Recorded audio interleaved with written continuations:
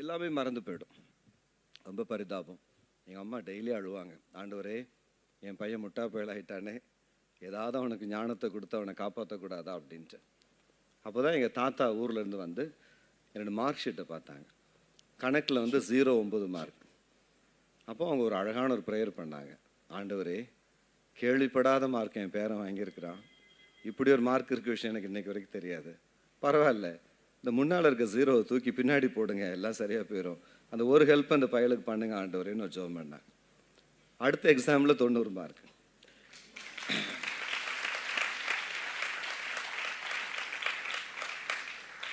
அப்படி ஒவ்வொரு எக்ஸாமுக்கும் பாடுபட்டு தான் நான் பாஸ் பண்ண வேண்டிய நிலைமை. எனக்கு நல்லா தெரியும் இந்த எக்ஸாமில் நான் பாஸ் பண்ண மாட்டேன் 10th ஸ்டாண்டர்ட்லன்ட்டு. நான் மெடிக்கல் டாக்டர் ஆகணும்னு ஆசைப்பட்டேன்.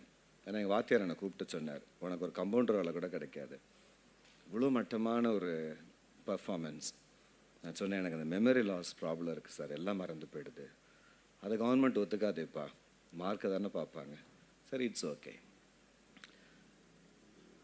அந்த வேதனையை தீர்க்கிறதுக்காக, ஆண்டவர்கிட்ட அழுது ஜெபம் பண்ணுறதுக்காக நான் மெரினா பீச் போனேன். அன்றைக்கி மீட்டிங் நடந்துச்சு, பேரின்பு பெருவிழா. 8:30 மணி இருக்கும். Who is the John Prabhakaran அப்படின்ற சத்தம் அந்த ஸ்பீக்கர் பாக்ஸில் கேட்குது. கரெக்டான ஒரு ஸ்பீக்கர் பாக்ஸ்கிட்ட நின்றுட்டுருக்கேன். அந்த அந்த அதிர்வு, அந்த அரவணைப்பு, அந்த ஆச்சரியம், ஒரு 100 கிலோமீட்டர் வேகத்தில் சூறாவளி காற்று வீசின மாதிரி இருந்துச்சு. என்னை அறியாமல் நான் மேடைக்கு பக்கத்தில் போயிட்டேன். எப்படி நான் அவ்வளோ ஒரு ஃபியூ செகண்ட்ஸில் போனேன்னு எனக்கு தெரியாது. அவரே பார்த்துக்கிட்டு இருந்தேன். ஆனால் அவர் யாருக்கும் ஜெபம் பண்ணாமல் காரில் போயிட்டார். அப்போ எனக்கு 15 வயசு. அடுத்த நாள் போகிறேன், அவர் வரல. டாக்டர் ஜான் சாலமன் ஒரு ஊழியக்காரர். சரி, அவர்கிட்டயாவது ஒரு ஜெபம் பண்ணுவோம் அப்படின்னா, தனி ஜெபம்லாம் பண்ண மாட்டாங்க தம்பி, கடைசி ப்ரேயரில் நீயும் கூட சேர்ந்து ஜெபம் பண்ணுன்னு ஒரு அஷர் சொன்னார். அந்த கடைசி ப்ரேயர் என் வாழ்க்கையில் மறக்க முடியாது. ரட்சிப்பு என்ற தலைப்பில் அவர் பேசினார். அப்போது ஒரு ஆல்டர் கால் சாங் சகோதரி ஜான் சாலமன் அவர்கள் பாடினாங்க. அப்போயும் நான் எப்படி முன்னாடி போனேன்னு தெரியாது. அவ்வளோ வேகமாக ஆண்டவர் என்னை கொண்டு போனார். அன்றைக்கு ஆண்டவர் என்னை ரட்சித்தார். அது வரைக்கும் ரட்சிப்பு என்னன்னு தெரியாது. ரட்சிக்கப்பட்ட பிறகு ரிசல்ட் வருது, நான் தான் ஸ்கூல்லே கடைசி மார்க் அப்படின்ட்டு. கடைசி மார்க். நான் மார்க்கை வெளியே சொல்கிறது இல்லை, தெரியாமல் ஒரு மீட்டிங்கில் நான் சொல்லிட்டேன். ஒரு பையன் அவங்க அம்மாட்ட, பாஸ்டரே என்னை விட கம்மியாக தான் வாங்கியிருக்காரு, அவரே கடவுள் ஆசீர்வாதமாக நடத்துகிறார், என்ன நடத்த மாட்டாரா அப்படின்னு சொல்லிட்டான். அப்புறம் அந்த அம்மா என்னை தனியாக கூப்பிட்டா, ஐயா நீங்கள் சாட்சிலாம் சொல்லுங்கள், அந்த மார்க்கை மட்டும் சொல்லாமல் என்ன மாதிரி தாய்மார்களுக்கு ஒரு உதவி செய்யுங்கய்யா, இறக்க செய்யுங்க அப்படின்னாங்க. I was so broken heart. கடைசி மார்க். இது மெடிக்கலுக்கு போகிறதுக்கு வழி கிடையாது. இடையில 2 என்கவுண்டர்ஸ், நான் அதை பிறகு சொல்லுவேன். இந்த மெமரி லாஸ் என்னை ரொம்ப டார்ச்சர் பண்ணிகிட்டு இருந்துச்சு. எல்லாமே எனக்கு மறந்துடும். காலையில் சொல்லிக் கொடுக்க சாயந்தரம் ஞாபகம் இருக்காது. கடைக்கு போனால் பொருள் வாங்க வந்தது தெரியும், என்ன பொருள் வாங்க வந்ததுன்னு தெரியாது. நிறைய சாவியை தொலைச்சிருவேன், பணத்தை தொலைச்சிருவேன். டெய்லி எங்கள் அம்மாட்ட அடிவாங்க. அம்மா அழுவாங்க, அடிச்சுட்டு அழுவாங்க, அழுதுட்டு அடிப்பாங்க. எப்படியோ அந்த அழுக கட்டாயமாக இருக்கும். அதுக்கு தான் நான் ஜெபம் பண்ணிகிட்டு இருந்தேன். ஒரு ஹோமியோபதி டாக்டர் சொன்னார், சித்தா ஹோமியோபதியெல்லாம் படித்தவர், தம்பி இனி மருந்து சாப்பிட்டு நேரத்தை வேஸ்ட் ஆக்காதீங்க, யூ பிலீவ் இன் காட் அப்படின்னாரு. எஸ் அப்படின்னேன். If so call him, only God can help you. ஒரு நான் கிறிஸ்டின் டாக்டர் எனக்கு ப்ரீச் பண்ணார், only God can help you. அன்னையிலேருந்து நான் ப்ரே பண்ணேன். 24 hours என் மனசில் ஒரே ஜபம் தான், என்னை ஆசீர்வதிங்க ஆண்டவரே, ஞானத்தை கொடுங்க, மெமரி பவர் கொடுங்க. ஸோ ஜூன் மாதம் 87வது வருஷம் அசம்பிளிஸ் ஆஃப் காட் திருச்சபையில் ஈவினிங் ப்ரேயருக்கு நான் போயிருந்தேன். சீக்கிரம் போயிட்டேன்னு நினைக்கிறேன், யாருமே இல்லை. அப்போது ஒரு பாய் போட்டிருந்தாங்க, முழங்கால் போட்டு நான் ஜெபம் பண்ணிகிட்டு இருந்தேன். இதுக்கு தான் ஞானத்தை தாரோம் அப்படின்ட்டு. திடீர்னு கண்ணை திறந்து பார்த்தா, நான் ஜபிக்கிறத பார்த்து நிறைய பேர் 5-6 வாலிபர்கள், அவங்களும் தற்செயலாக சீக்கிரம் வந்திருக்காங்க, அவங்களும் ஜெபம் பண்ணிகிட்டு இருந்தாங்க. திடீர்னு பாஸ்டர் வந்துட்டார். அவருக்கு அதிர்ச்சி, இந்த பிள்ளைங்க சீக்கிரம் வந்தது. என்ன நினச்சாரோ தெரியாது, எல்லா தலையிலையும் கை வச்சார், டச் பண்ணார், அவ்வளோதான். ஒரு மைக்ரோ செகண்ட். நான் எங்கே போனேன்னு எனக்கு தெரியாது. ஐ வாஸ் சம்வேர் இந்த ஹால். அவ்வளோ பேரும் பாயெல்லாம் எங்கே போச்சுன்னே தெரியாது. ஒரு அரை மணி நேரம் அன்றைக்கி தான் முதல் முறையாக அந்நிய பாஷையில் பேசி ஆண்டவரை ஸ்தோத்திரம் பண்ணுற பாக்கியம். ஆக்சுவலி மீட்டிங் டைம் 6:30, ஆனால் 7 மணிக்கு தான் போதகர் மீட்டிங்கை தொடங்குறாரு. ஏன்னா எங்களை அவரால் கண்ட்ரோல் பண்ண முடியல. அப்படி ஒரு இயற்கைக்கு அப்பாற்பட்ட ஒரு அற்புதம். அந்த தொடுதலில் எனக்கு நடைபெற்ற முதல் அற்புதம், என்னுடைய இழந்து போன நினைவு ஆற்றலை தேவன் திரும்ப கொடுத்தார். 2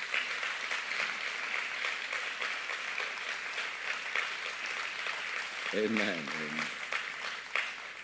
ஒரே நாளில் ஒரே செகண்டில் இப்படி கண்ணை திறக்கிற இந்த உலகம் எனக்கு அப்படி புதுசாக இருக்குது. அதுக்கப்புறம் என்னுடைய ப்ராப்ளம் என்னென்னா, I don't know how to forget things. மறக்கிறது பெரிய பிரச்சனை ஆகிடுச்சு. மறக்க மாட்டேங்குது எதுவுமே. ஸோ சில நேரம் நான் உபவாசம் பண்ணிலாம் ஜோம் பண்ணியிருக்கேன். ஆண்டவரே, இந்த விஷயம்லாம் மறந்துடணும், இவங்க பேசுனது மறந்துடணும், அந்த இன்சிடெண்ட் மறந்துடணும், இந்த ஹர்ட் மறந்துடணும். ஸோ சில விஷயம் சில நேரம் நான் வந்து மறதிக்காக ஜோம் பண்ணியிருக்கிறேன். காரணம், ஆண்டவர் வந்து எப்படி அந்த ஞானத்தை எனக்கு ஊற்றினார் தெரியாது. பயங்கரமான மெமரி ஆண்டவர் கொடுத்தார். எவ்வளோ தூரம் அப்படின்னா, எந்த புஸ்தகத்தை நான் 2 முறை படித்தது கிடையாது, ஒரு முறை தான். ஒரே நேரத்தில் 2 டிகிரி நான் படிக்க கடவுள் எனக்கு உதவி செய்தார்.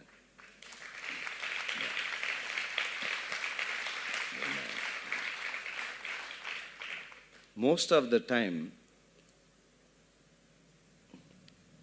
ஒரு எக்ஸாமுக்கு நான் ஒரு அரை மணி நேரம் தான் படிப்பேன். 15 minutes, 20 minutes, 1 ஹவருக்கு மேலே படித்து எனக்கு படிக்க வேண்டிய அவசியம் இல்லை. வேத புஸ்தகத்தை தவிர எதையும் 2 முறை படிக்க வேண்டிய அவசியம் எனக்கு தேவைப்படலை. நான் நோட்ஸ் எழுதுகிற பழக்கமும் எனக்கு இல்லாமல் போயிடுச்சதுனால வாத்தியார் என்னை கூப்பிட்டு, என்னப்பா, இல்லை சார் இங்கே எழுதிட்டு இருக்கேன் சார் அப்படிம்பேன். ஆண்டவர் அந்த நினைவாற்றலை கொடுத்ததுனால எந்த விதமான எக்ஸ்ட்ரா மெட்டீரியல்ஸுடைய சப்போர்ட் இல்லாமல் அந்த மெமரியில் இருக்கிற டீட்டெயில்ஸை வைத்து இத்தனை வருஷம் ஓடுறதுக்கு கர்த்தர் எனக்கு உதவி செய்தார். அப்போது என்னுடைய தீசிஸ் நாங்கள் சப்மிட் பண்ணுவோம். எல்லா ஸ்டூடெண்ட்டுக்குமே தீசிஸை மார்க் போட்டு டீச்சர் திரும்ப கொடுத்துருவாங்க. ஆனால் இது வரைக்கும் என்னுடைய தீசிஸ் மட்டும் அவங்க திரும்ப கொடுத்ததே இல்லை. எங்களுக்கு தேவை, நாங்கள் பின்னாடி இருக்க ஸ்டூடெண்ட்ஸ்க்கு ஃப்யூச்சருக்கு நாங்கள் யூஸ் பண்ணிக்கிறோன்ட்டு. ப்ராஃபிட், நீங்கள் எதை பற்றிய தீசிஸ் பண்ணீங்க? நிறைய விஷயம். ஒன்று பேப்டிசத்தை பற்றி ஒரு 77 பாயிண்ட்ஸ் நான் ஒரு தீசிஸில் எழுதினேன். ட்ரினிட்டி பற்றி நான் எழுதினேன். இந்த 2 தீசிஸும் எனக்கு ரொம்ப பிடிச்சது. அந்த காப்பீஸ் வந்து டீச்சர்ஸ் கிட்ட இருக்கு. ஸோ இப்போது இந்த 2 அனுபவம் நான் வந்து உங்கள்கிட்ட இருந்து இப்போ தெரிஞ்சுக்கிட்டேன். முதலாவது என்னன்னு கேட்டிங்கன்னா, ரட்சிக்கப்படாமல் ஒரு க்ரூசைட், ஒரு கூட்டத்திற்கு, சுவிசேஷ கூட்டத்துக்கு போகிறார். அப்போது அவர் ஏதோ கடைசியில் இருந்தாலும் அந்த இடத்தில் பரிசுத்த ஆவியானவர் அவரை கிரைஸ்டுக்கு நேராக கவர்ந்து இழுக்கிறார். அதாங்க பரிசுத்த ஆவியானவரோடு இருக்கிற முதல் சந்திப்பு. நிறைய பேர் சபையில் அப்படிப்பட்ட அந்த சந்திப்பு பெறாமல் இருக்கிறாங்க. ஆனால் கர்த்தர் உங்களுக்கு அந்த நேரத்தில் அவர் சொன்னது பாருங்க, ஒரு காற்று, ஒரு சூறாவளியை போல அவர் வர்ணிச்சது அப்படியே பெந்தகோஸ்து டேல நடந்தது போலவே அந்த சூறாவளி காற்று அவரை மேடைக்கு நேராக இழுத்து ரட்சித்தது. உங்கள் எத்தனை பேருக்கு தெரியும், என்னுடைய வாழ்க்கையில கூட அப்படி மேடைக்கு நேராய் கண்ணீரோடு கவர்ந்து இழுக்கப்பட்ட அனுபவம் எனக்கு கிடைத்தது. அதுதான் பரிசுத்த ஆவியானவரோடு கூட இருக்கிற முதல் அனுபவம். இரண்டாவது ப்ராஃபிட் சொன்னார் பாருங்க, அந்த தீர்க்க தரிசனமான அந்த ஞானம், அதாவது இழந்து போன ஒரு ஞானம். சின்ன வயசுல இருந்து படிக்க முடியாமல் ஸ்கூலில் கடைசியாக இருந்தவர். அவருடைய பிரசங்கத்தில் கேட்டிருப்பீங்க, நானும் தேடிலாம் பார்த்துருக்குறேன், எங்கேயாவது ஏதாவது ஒரு சின்ன பிட்டு பேப்பர் ஏதாவது வச்சிருக்கிறாரா எல்லா நோட்ஸையும் எழுதின்னு. ஆனால் உள்ளத்துல இருந்து சரளமாக ஆண்டவருடைய வசனங்களை எந்த இடத்துல என்னன்னு நம்ம சென்னையில் சொல்லுவாங்கள்ல, பிசிறு தட்டாமல் அருமையாக அவர் சொல்லுகிறத. இன்னொரு ஒரு அனுபவம் நான் கேள்விப்பட்டிருக்கிறேங்க ப்ராஃபிட், உங்களுக்கு இந்த முதல் பிரசங்கம் அனுபவம்னு ஒன்று, அதில் பரிசுத்த ஆவியானவர் உங்களை சந்தித்ததை அதை பற்றி நாங்கள் தெரிஞ்சுக்கலாங்களா? நிச்சயமா. 87வது வருடம் ஆகஸ்ட் மாதம் இடி விழுந்தா மாதிரி எனக்கு ஒரு போஸ்ட் கார்டு வந்துச்சு எங்கள் போதகர்கிட்ட இருந்து. அப்போ எனக்கு 15 வயசு. நான் 71வது வருஷம் பிறந்தேன். 87 நடக்குது இதெல்லாம். ஒரு அழகான ஒரு போஸ்ட் கார்டு. இந்த ஞாயிற்றுக்கிழமை தேவ செய்தியை நீ கொடுக்க வேண்டும், அன்புடன் போதகர். அவ்வளோதான். பைபிளை நான் முழுசாக படிக்கல. ரட்சிக்கப்பட்டு 3 மாதம் தான் ஆகுது. எவ்வளோ என்னோட மூத்தவங்களாம் திருச்சபையில் இருக்கிறாங்க. ஏன் போதகர் என்னை தெரிந்தெடுத்தார்? இன்றைக்காவது ஒரு $1 மில்லியன் கொஸ்டின். போதகரை மாட்ட சொன்ன, அம்மா இந்த வாரம் நீங்கள் பேசுகிறீங்க, இல்லாட்டி இன்னொரு எல்டர் இருக்காங்க அவங்கள பேச சொல்லுங்கம்மா, என்ன பழக்கம் இல்லை, ஞாயிற்றுக்கிழமை காலையில் முதல் ஆராதனை மெயின் ஆராதனையில் பேசணுன்னா கஷ்டமா, பயமாக இருக்குது. அதெல்லாம் ஒன்றும் பண்ண முடியாதுப்பா, ஐயா சொல்லிட்டா சொன்னது தான். அப்போ டெலிஃபோன் கிடையாது. ஐயா வந்து நார்த் இந்தியாவில் ஒரு கான்ஃபரன்ஸில் இருந்தாங்க. வெள்ளிக்கிழமை சாயங்காலம் வீட்டுக்கு வந்தேன். சனிக்கிழமை இப்போ பிரசங்கம் ரெடி பண்ணணும். எனக்கு ஒரு அசட்டு துணிச்சல், அதான் நமக்கு ஒரு மெமரி பவர் இருக்குது, அதில் ஒரு ட்ரை பண்ணிடுறோம் அப்படின்ட்டு ஒரு ஆடியோ கேசட், உலகத்தின் முடிவு பரியந்தம் சகல நாட்களிலும் நான் உங்களோடு இருக்கிறேன் அப்படின்னு தலைப்பில் ஒரு ஆடியோ கேசட். கிட்டத்தட்ட 1 மணி நேரம் அல்லது 1 மணி நேரம் 10 நிமிஷம். அதை அப்போ டேப்பில் போடுவாங்க இல்லையா, போட்டு விடிய காலத்துலேருந்து ராத்திரி வரைக்கும் எப்படியும் ஒரு 10-20 முறை, எவ்வளோ முடியுமோ அட்லீஸ்ட் ஒரு 10 முறை அப்படியே அந்த பிரசங்கத்தை கேட்டுகிட்டே இருப்பேன். அப்படியே ரெக்கார்ட் ஆகிடுச்சு. எவ்வளோ தூரம் ரெக்கார்ட் ஆச்சுன்னா, அந்த பிரசங்கியார் இடையில ஒரு இடத்துல காஃப் பண்ணுவார், இருமுவார். நானும் இரும ஆரம்பிச்சிட்டேன். இந்த அடித்தான் காப்பியுமாங்க, எனக்கும் இருமல் வரும் கரெக்டாக அந்த இடத்துல. அவர் சிரிக்கிற இடத்துல நானும் சிரிப்பேன். ரொம்ப சந்தோஷம். அப்புறம் சண்டே மார்னிங், ஞாயிற்றுக்கிழமை காலையில் ஒரு ட்ரையல் பார்த்தாச்சு, ஒர்க் அவுட் ஆகிடுச்சு. அப்புறம் ஷவர் பண்ணும்போது, அப்புறம் சைக்கிளில் தான் நான் போவேன். சைக்கிளில் பிரசங்கம் சொல்லிக்கிட்டே போய் எல்லாம் கரெக்டாக, ஒரு பிசுறு கிடையாது, இன்றைக்கி ஜெயந்தான் அப்படின்னு முடிஞ்சு பண்ணியாச்சு.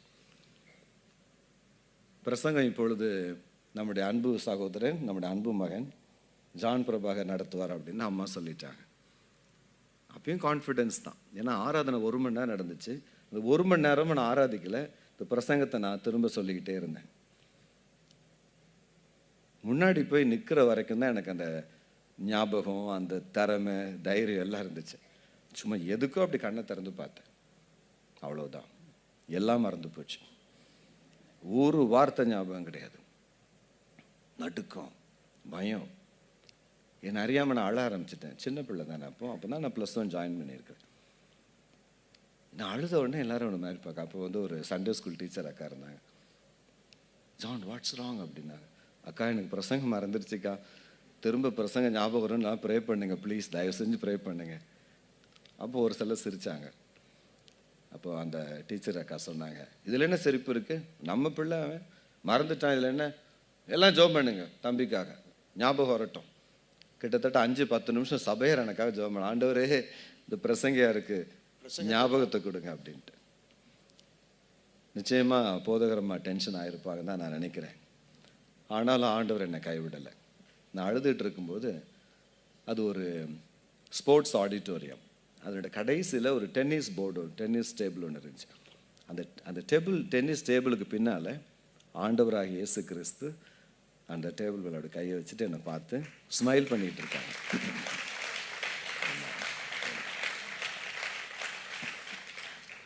அந்த புன் முறுவல், அந்த சிரிப்பு. ஆனால் ஆண்டவர் அதுக்கு முன்னாடி ஒரு முறை பார்த்துருக்கேன், அது 2வது முறை. அந்த புன் சிரிப்புக்கு அர்த்தம் எனக்கு தெரியல. நான் அழுதுகிட்டு இருக்கேன், அவர் சிரிச்சுக்கிட்டு இருக்கார். அப்போ நான் சொன்னேன், ஆண்டவரே நீங்கள் என்ன ஆடியன்ஸா, அங்கே நின்று வேடிக்கை பார்க்குறீங்க, நீங்கள் தான் ஸ்பீக்கர், நீங்கள் தான் ப்ரீச்சர், நீங்கள் தான் பிரசங்கியார், வாங்க வந்து இடத்த நில்லுங்க, இந்த இடத்த நான் உங்களுக்கு கொடுக்குறேன் ஆண்டவரே, நீங்கள் வந்து நின்று இந்த மீட்டிங்கை நடத்தி கொடுங்க, நான் ஆண்டவர்கிட்ட பேசுகிறேன். இப்போ ஜனங்க கொஞ்சம் குழம்பிட்டாங்க, என்னடா சம்மந்தம் இல்லாமல் இந்த பையன் பேசுகிறானே, எதுவும் இடக்கு முடக்க அது ஆகிப்போச்சு அதிர்ச்சியில் அப்படின்னு ஜனங்களுக்கு ஒரு ஆச்சரியம். அந்த நேரம் தான் நான் எதிர்பாராத ஒரு அற்புதம் நடந்துச்சு. என்னுடைய இடது பக்கம் வெள்ளை வெளியேர்னு ஒரு பெரிய பர்சனாலிட்டி, ஒரு ஸ்னோமேன் போல் என் பக்கத்தில் நிற்கிறத நான் பிரத்யட்சமாக பார்த்தேன். ஆண்டவராக இயேசு கிறிஸ்துவையும் பார்க்குறேன், இங்கே வேற ஒருத்தரையும் நான் பார்க்குறேன். அவரை நான் ரியலைஸ் பண்ணுறதுக்குள்ள ஒரே வினாடியில், ஒரே செகண்டில், ஒரு இமைப்பொழுதில் அவர் எனக்குள்ளே அப்படி வந்து அப்படி ஜம்ப் பண்ணி, இன்னும் ஓகே, இன்னும் நான் ஒரு நேரடியாகவே சொல்லிடுறேன், எனக்குள்ளே நுழைஞ்சிட்டார். entered into me. He literally jumped into me or he moved into me. அவர் எனக்குள்ளே வந்த உடனே என்ன ப்ராப்ளம்னா, நான் வெடித்து செதறி போயிடுவேன்னு எனக்கு ஒரு பயம் வந்துருச்சு. அவர் உள்ள நுழைந்த வேகமும் அவர் நிரப்பின விதமும் அப்படி. ஆண்டவராக இயேசு கிறிஸ்துவை நான் பார்க்குறேன், இங்கே என்னை நிரப்புகிறவரே நான் பார்த்தேன். என்னை நிரப்புன அடுத்த நிமிஷம் நான் பண்ணின ப்ரேயர் என்ன தெரியுமா, போதும் ஆண்டவரே, போதும் ஆண்டவரே, வேண்டாம்ப்பா, போதும்ப்பா, என்னால் தாங்க முடியலப்பா, விட்டுருங்கப்பா, போதும் ஆண்டவரே, போதும் போதும் போதும். நான் போடுற கூச்சல்ல சபையார் முடிவு பண்ணிட்டாங்க, இன்னைக்கு ஆராதனை கேன்சல் அப்படின்ட்டு. அப்போ ஆண்டவர் ஒரு சின்ன பிரேக் கொடுத்தார் எனக்கு. கண்களை திறந்து நான் பார்த்தேன். அந்த உலகமே எனக்கு புது உலகமாக இருந்துச்சு. என்ன ஒரு ஃபஸ்ட் அற்புதம்னா, எல்லாருடைய இருதயத்தையும் நான் பார்த்தேன் அன்னைக்கு. எனக்கு தெரிஞ்சவங்க தான், 3 மாதமாக எனக்கு பழக்கப்பட்டவங்க. ஆனால் இருதயத்தின் ஆழத்தை நான் அது வரைக்கும் பார்த்தது கிடையாது. ஆண்டவர் வந்து நான் ஆயத்தம் பண்ணாத ஒரு பிரசங்கத்தை ஒரு சில நாட்களுக்கு முன்பு தற்செயலாக நான் பைபிள் வாசித்துட்டு இருக்கும்போது ஒரு வசனம் என் மனசுக்குள்ளே இருந்துச்சு. டக்குன்னு அந்த வசனோட வெளியில் வந்து பாப்பப் ஆச்சு. அந்த வார்த்தையை வைத்து ஆயத்தம் பண்ணாத ஒரு பிரசங்கத்தை 1.5 மணி நேரம் செய்யும்படி கர்த்தர் எனக்கு உதவி செய்தார். Praise the Lord. மறுபடியும் அந்த 3 அனுபவத்தை உங்களுக்கு நான் முக்கியத்துவப்படுத்த விரும்புகிறேன். முதலாவது, ரட்சிப்புக்கு ஏதுவான அந்த நேரத்தில் பரிசுத்த ஆவியானவர் ஒரு மனிதனை நிரப்புகிற அனுபவம். நிறைய நேரத்தில் அது அந்த காற்றை போல திடீரென்று மேடைக்கு நேராக கண்ணீரை போல பாவத்தை உணர்த்தக்கூடிய அளவுக்கு அதுதான் ஒரு மனிதன் முதல் முறையாக பரிசுத்த ஆவியானவரை சந்திக்கிற ஒரு அனுபவம். இரண்டாவது, அவர் சொன்னது போல அவர் வரும் பொழுது நமக்குள்ள இருக்கிற பலவீனங்கள், நமக்குள்ள அவருக்கு இருந்த பலவீனம் பாருங்க, வசனங்களை பாடங்களை ஞாபகம் வைத்து கொள்ள முடியாத ஒரு பலவீனம். இம்மீடியட்டா அவர் அந்த பலவீனத்தை நிற்கிறார். நீங்களும் கூட இதை உணரணும், இல்லை அந்த அனுபவத்தை கேட்கணும். பரிசுத்த ஆவியானவர் எனக்குள்ள வரும்போது எனக்குள்ள ஒரு பலவீனம் அவர் வருவதற்கு முன்பாக இருந்தது. அது எதுவா வேணா இருக்கலாம். ஒருவேளை ஏதோ ஒரு தீய பழக்க வழக்கமா இருக்கலாம், ஏதோ ஒரு காரியத்துக்கு அடிமைத்தனமா இருக்கலாம். ஆனா அவர் வந்த உடனே அவர் கொடுத்தது பாருங்க, அவர் ஏதோ வாலிப பருவத்தை குறித்து பேசிட்டு இருக்கிறாரு. அந்த டீனேஜ் பருவத்தில் ஆவியானவர் அவருக்கு கொடுத்த அந்த ஹீலிங், அந்த இன்னர் டச் இன்றும் அது மங்கி போகவில்லை. ஆமென். மூன்றாவது பாருங்க, it is a missional infilling of the Holy Spirit. ஒரு வேலையை செய்வதற்காக பரிசுத்த ஆவியானவர் ஒரு குறிப்பிட்ட மனிதனை நிரப்புகிற ஒரு அனுபவம். அதுதான் அவர் ஷேர் பண்ணார். ஏன் நம்ம எல்லாரும் இந்த 2வது அனுபவம் பரவசம் அடைகிறதோடு நின்றுடுவோம். ஆனால் அருமையான இந்த ப்ராஃபிட் அவங்க சொல்கிறாங்க, ஆலயத்தில் நிற்கும் பொழுது செய்தி ஞாபகம் இல்லை, எப்படி ஊழியம் செய்கிறதுன்னு தெரியல. அந்த இடத்தில் அவர் நின்று செய்ய வேண்டிய ஊழியத்திற்காக 3வது முறை பரிசுத்த ஆவியானவர் அவரை நிரப்பி இருக்கிறார். ஆமென். கரங்களை தட்ட மாட்டீங்களா? இதுல அவர் வர்ணிச்ச விதம் பார்த்தீங்களா? ஜீசஸ் அங்க நின்று கொண்டிருக்கிறாரு. ஆனா பக்கத்துல, I like the way you mentioned, snowman மாதிரி வெண்மையா பரிசுத்த ஆவியானவர் அங்கே நின்று கொண்டு இருக்கிறார். ஆமென். இத உங்களுக்கு ஒரு சுருக்கமா உங்களுக்கு சொல்றேன், நீங்க ஞாபகம் வச்சுக்கலாம். பரிசுத்த ஆவியானவர் உங்களுக்கு உள்ள, பரிசுத்த ஆவியானவர் உங்களுக்கு மேல, பரிசுத்த ஆவியானவர் உங்க கூட. சொல்றாங்க, இந்த தண்ணீரோட மனுஷனுக்கு இருக்கிற உறவை பாருங்க. நம்ம கிளாஸ்ல தண்ணீர் இருக்குல்ல, தினமும் தண்ணீர் நம்ம குளிக்கிறதுக்காக என்ன பண்றோம்? மேல ஊத்துறோமா இல்லைங்களா? எத்தனை பேரு? அப்போ அது தண்ணீர் மேல.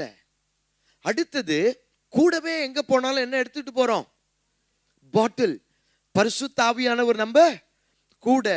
மூன்றாவது சொல்றாங்க, நம்ம உடம்புக்குள்ள இருக்கிற அத்தனை லிக்விட்ல இருக்கிற வெவ்வேறு பிளட் மற்ற காரியம் எல்லாம் எடுத்து பார்த்தீங்கன்னா அதிகமான பெர்சன்டேஜ் உள்ள தண்ணீர் இருக்கிறது. அப்ப அதனால தான் ஜீசஸ் கிரைஸ்ட் அங்கே அவருடைய வெளாவில் குத்தும் போது ரத்தமும் தண்ணீரும் வந்தது. தண்ணீர் நமக்கு உள்ளே. இந்த மாதிரி 3 டைமென்ஷன்ல அவரோடு கூட பரிசுத்த ஆவியானவர் இருந்திருக்கிறார். ஆனா திடீர்னு உங்களை ஆண்டவர் ப்ராஃபிட் ஆக்கிட்டார். இப்போ நீங்க அந்த ப்ரொஃபெட்டிக் மினிஸ்ட்ரியில இருக்கிறீங்க. Apostle, prophet, evangelist, pastor and டீச்சர்ல God is using you as a prophet. இதை என்னைக்கு நீங்க உணர்ந்தீங்க? எனக்கு இந்த அழைப்பு இருக்குது. ஏன்னா நிறைய பேர் இந்த அழைப்பை தெரியாம இருப்பாங்க, இல்லை ஸ்ட்ரகிள் பண்ணுவாங்க. நான் இந்த 5ல் நான் யாரு, நான் என்ன செய்யணும் அப்படின்னு. இதை பற்றி அந்த அனுபவம் எப்போ, அந்த வரம் அழைப்பு உங்களுக்குள்ள இருந்து வெளிப்பட்டது, எப்போ உணர்ந்தீங்க? சரி, நீங்கள் இந்த 87ன்ற வார்த்தையை கேட்டு ரொம்ப இன்னைக்கு சலிச்சு போயிடுவீங்க. நான் திரும்ப திரும்ப அந்த 87க்கு தான் போக போகிறேன். வயசு 87 இல்லை, அந்த வருஷம். 87வது வருஷம் அபிஷேகம் பெற்ற பிறகு வட இந்தியாவுக்கு போகணும், உலகத்துக்கு போகணும், லாங்குவேஜ் நிறைய படிக்கணும்னு ஒரு ஆசை. அப்போது ஜெயா ரோஸ் மேரி அப்படின்னு ஒரு டீச்சர் அம்மா, ஹிந்தி டீச்சர், எங்களுக்கு கிளாஸ் எடுக்க ஒத்துக்கிட்டாங்க, ப்ரைவேட் கிளாஸ். முதல் நாள் கிளாஸுக்கு போனால் ரொம்ப கஷ்டப்பட்டேன். அவங்களுடைய நகையெல்லாம் தொங்கி போய் அவங்க பல்லெல்லாம் ஆடிக்கிட்டு, என்ன டீச்சர் அப்படின்னு, எனக்கு வந்து டயபெட்டிஸ், ரொம்ப நேரம் பேச முடியாது, ஒரு அரை மணி நேரம் கிளாஸ் எடுக்கிறேன்ப்பா, ரிட்டையர்ட் ஆகிட்டு இதுதான் என்னுடைய சந்தோஷம் அப்படின்னாங்க. நான் சொன்ன டீச்சர், நான் அவளுக்கு ஜோம் பண்ணட்டுமா அப்படின்னு. பண்ணேன் அப்படின்னாங்க. ஜோம் பண்ணிட்டு வீட்டுக்கு போயிட்டேன். அடுத்த நாள் அவங்க வீட்டுக்கு போகிறேன்.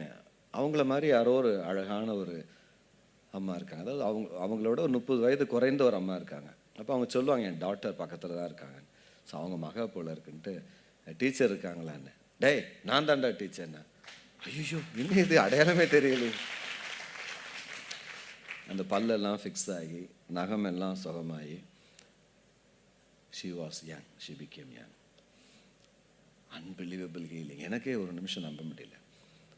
அப்போ அவங்க சொன்னாங்க, டேய், இப்படி ஒரு வரம் வந்துட்டே இருக்கு, உன்னை சும்மா விட்டால் ஆண்டவர் என்ன தண்டிக்காம விட மாட்டார். அதனால் நாளைக்கே நம்ம டிக்கெட் போடுறோம், திருநெல்வேலி மாவட்டத்துக்கு ஒரு கிராமத்துக்கு போகிறோம், நீ வந்தே தீரணும், நான் உன்னை கூப்பிட்டு போகிறேன், அங்கே நிறைய பேர் கஷ்டப்படுறாங்க, நீ வந்து ஜோம் பண்ணால் போதும், மற்றதை நான் பார்த்துக்கிறேன். சரின்னு அம்மாட்ட வந்து சொன்ன, அம்மா டீச்சர் என்னை ஊருக்கு கூப்பிடுறாங்க, ஏதோ கிராமமாக, எனக்கு ஒரு ப்ளஸ் பண்ணி ஒரு கை சொல்லுக்கு பணம் கொடுத்தேன், நான் அனுப்புங்கம்மா அப்படின்ட்டு. அப்போ அம்மா வந்து ஒரு வித்தியாசமான ஒரு ப்ரேயர் பண்ணாங்க.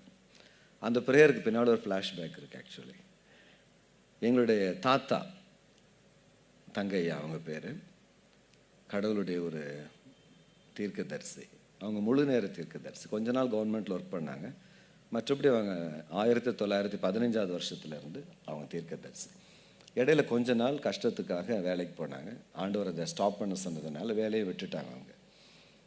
அவங்க கடைசி நாட்களில் சென்னையில் தான் இருந்தாங்க.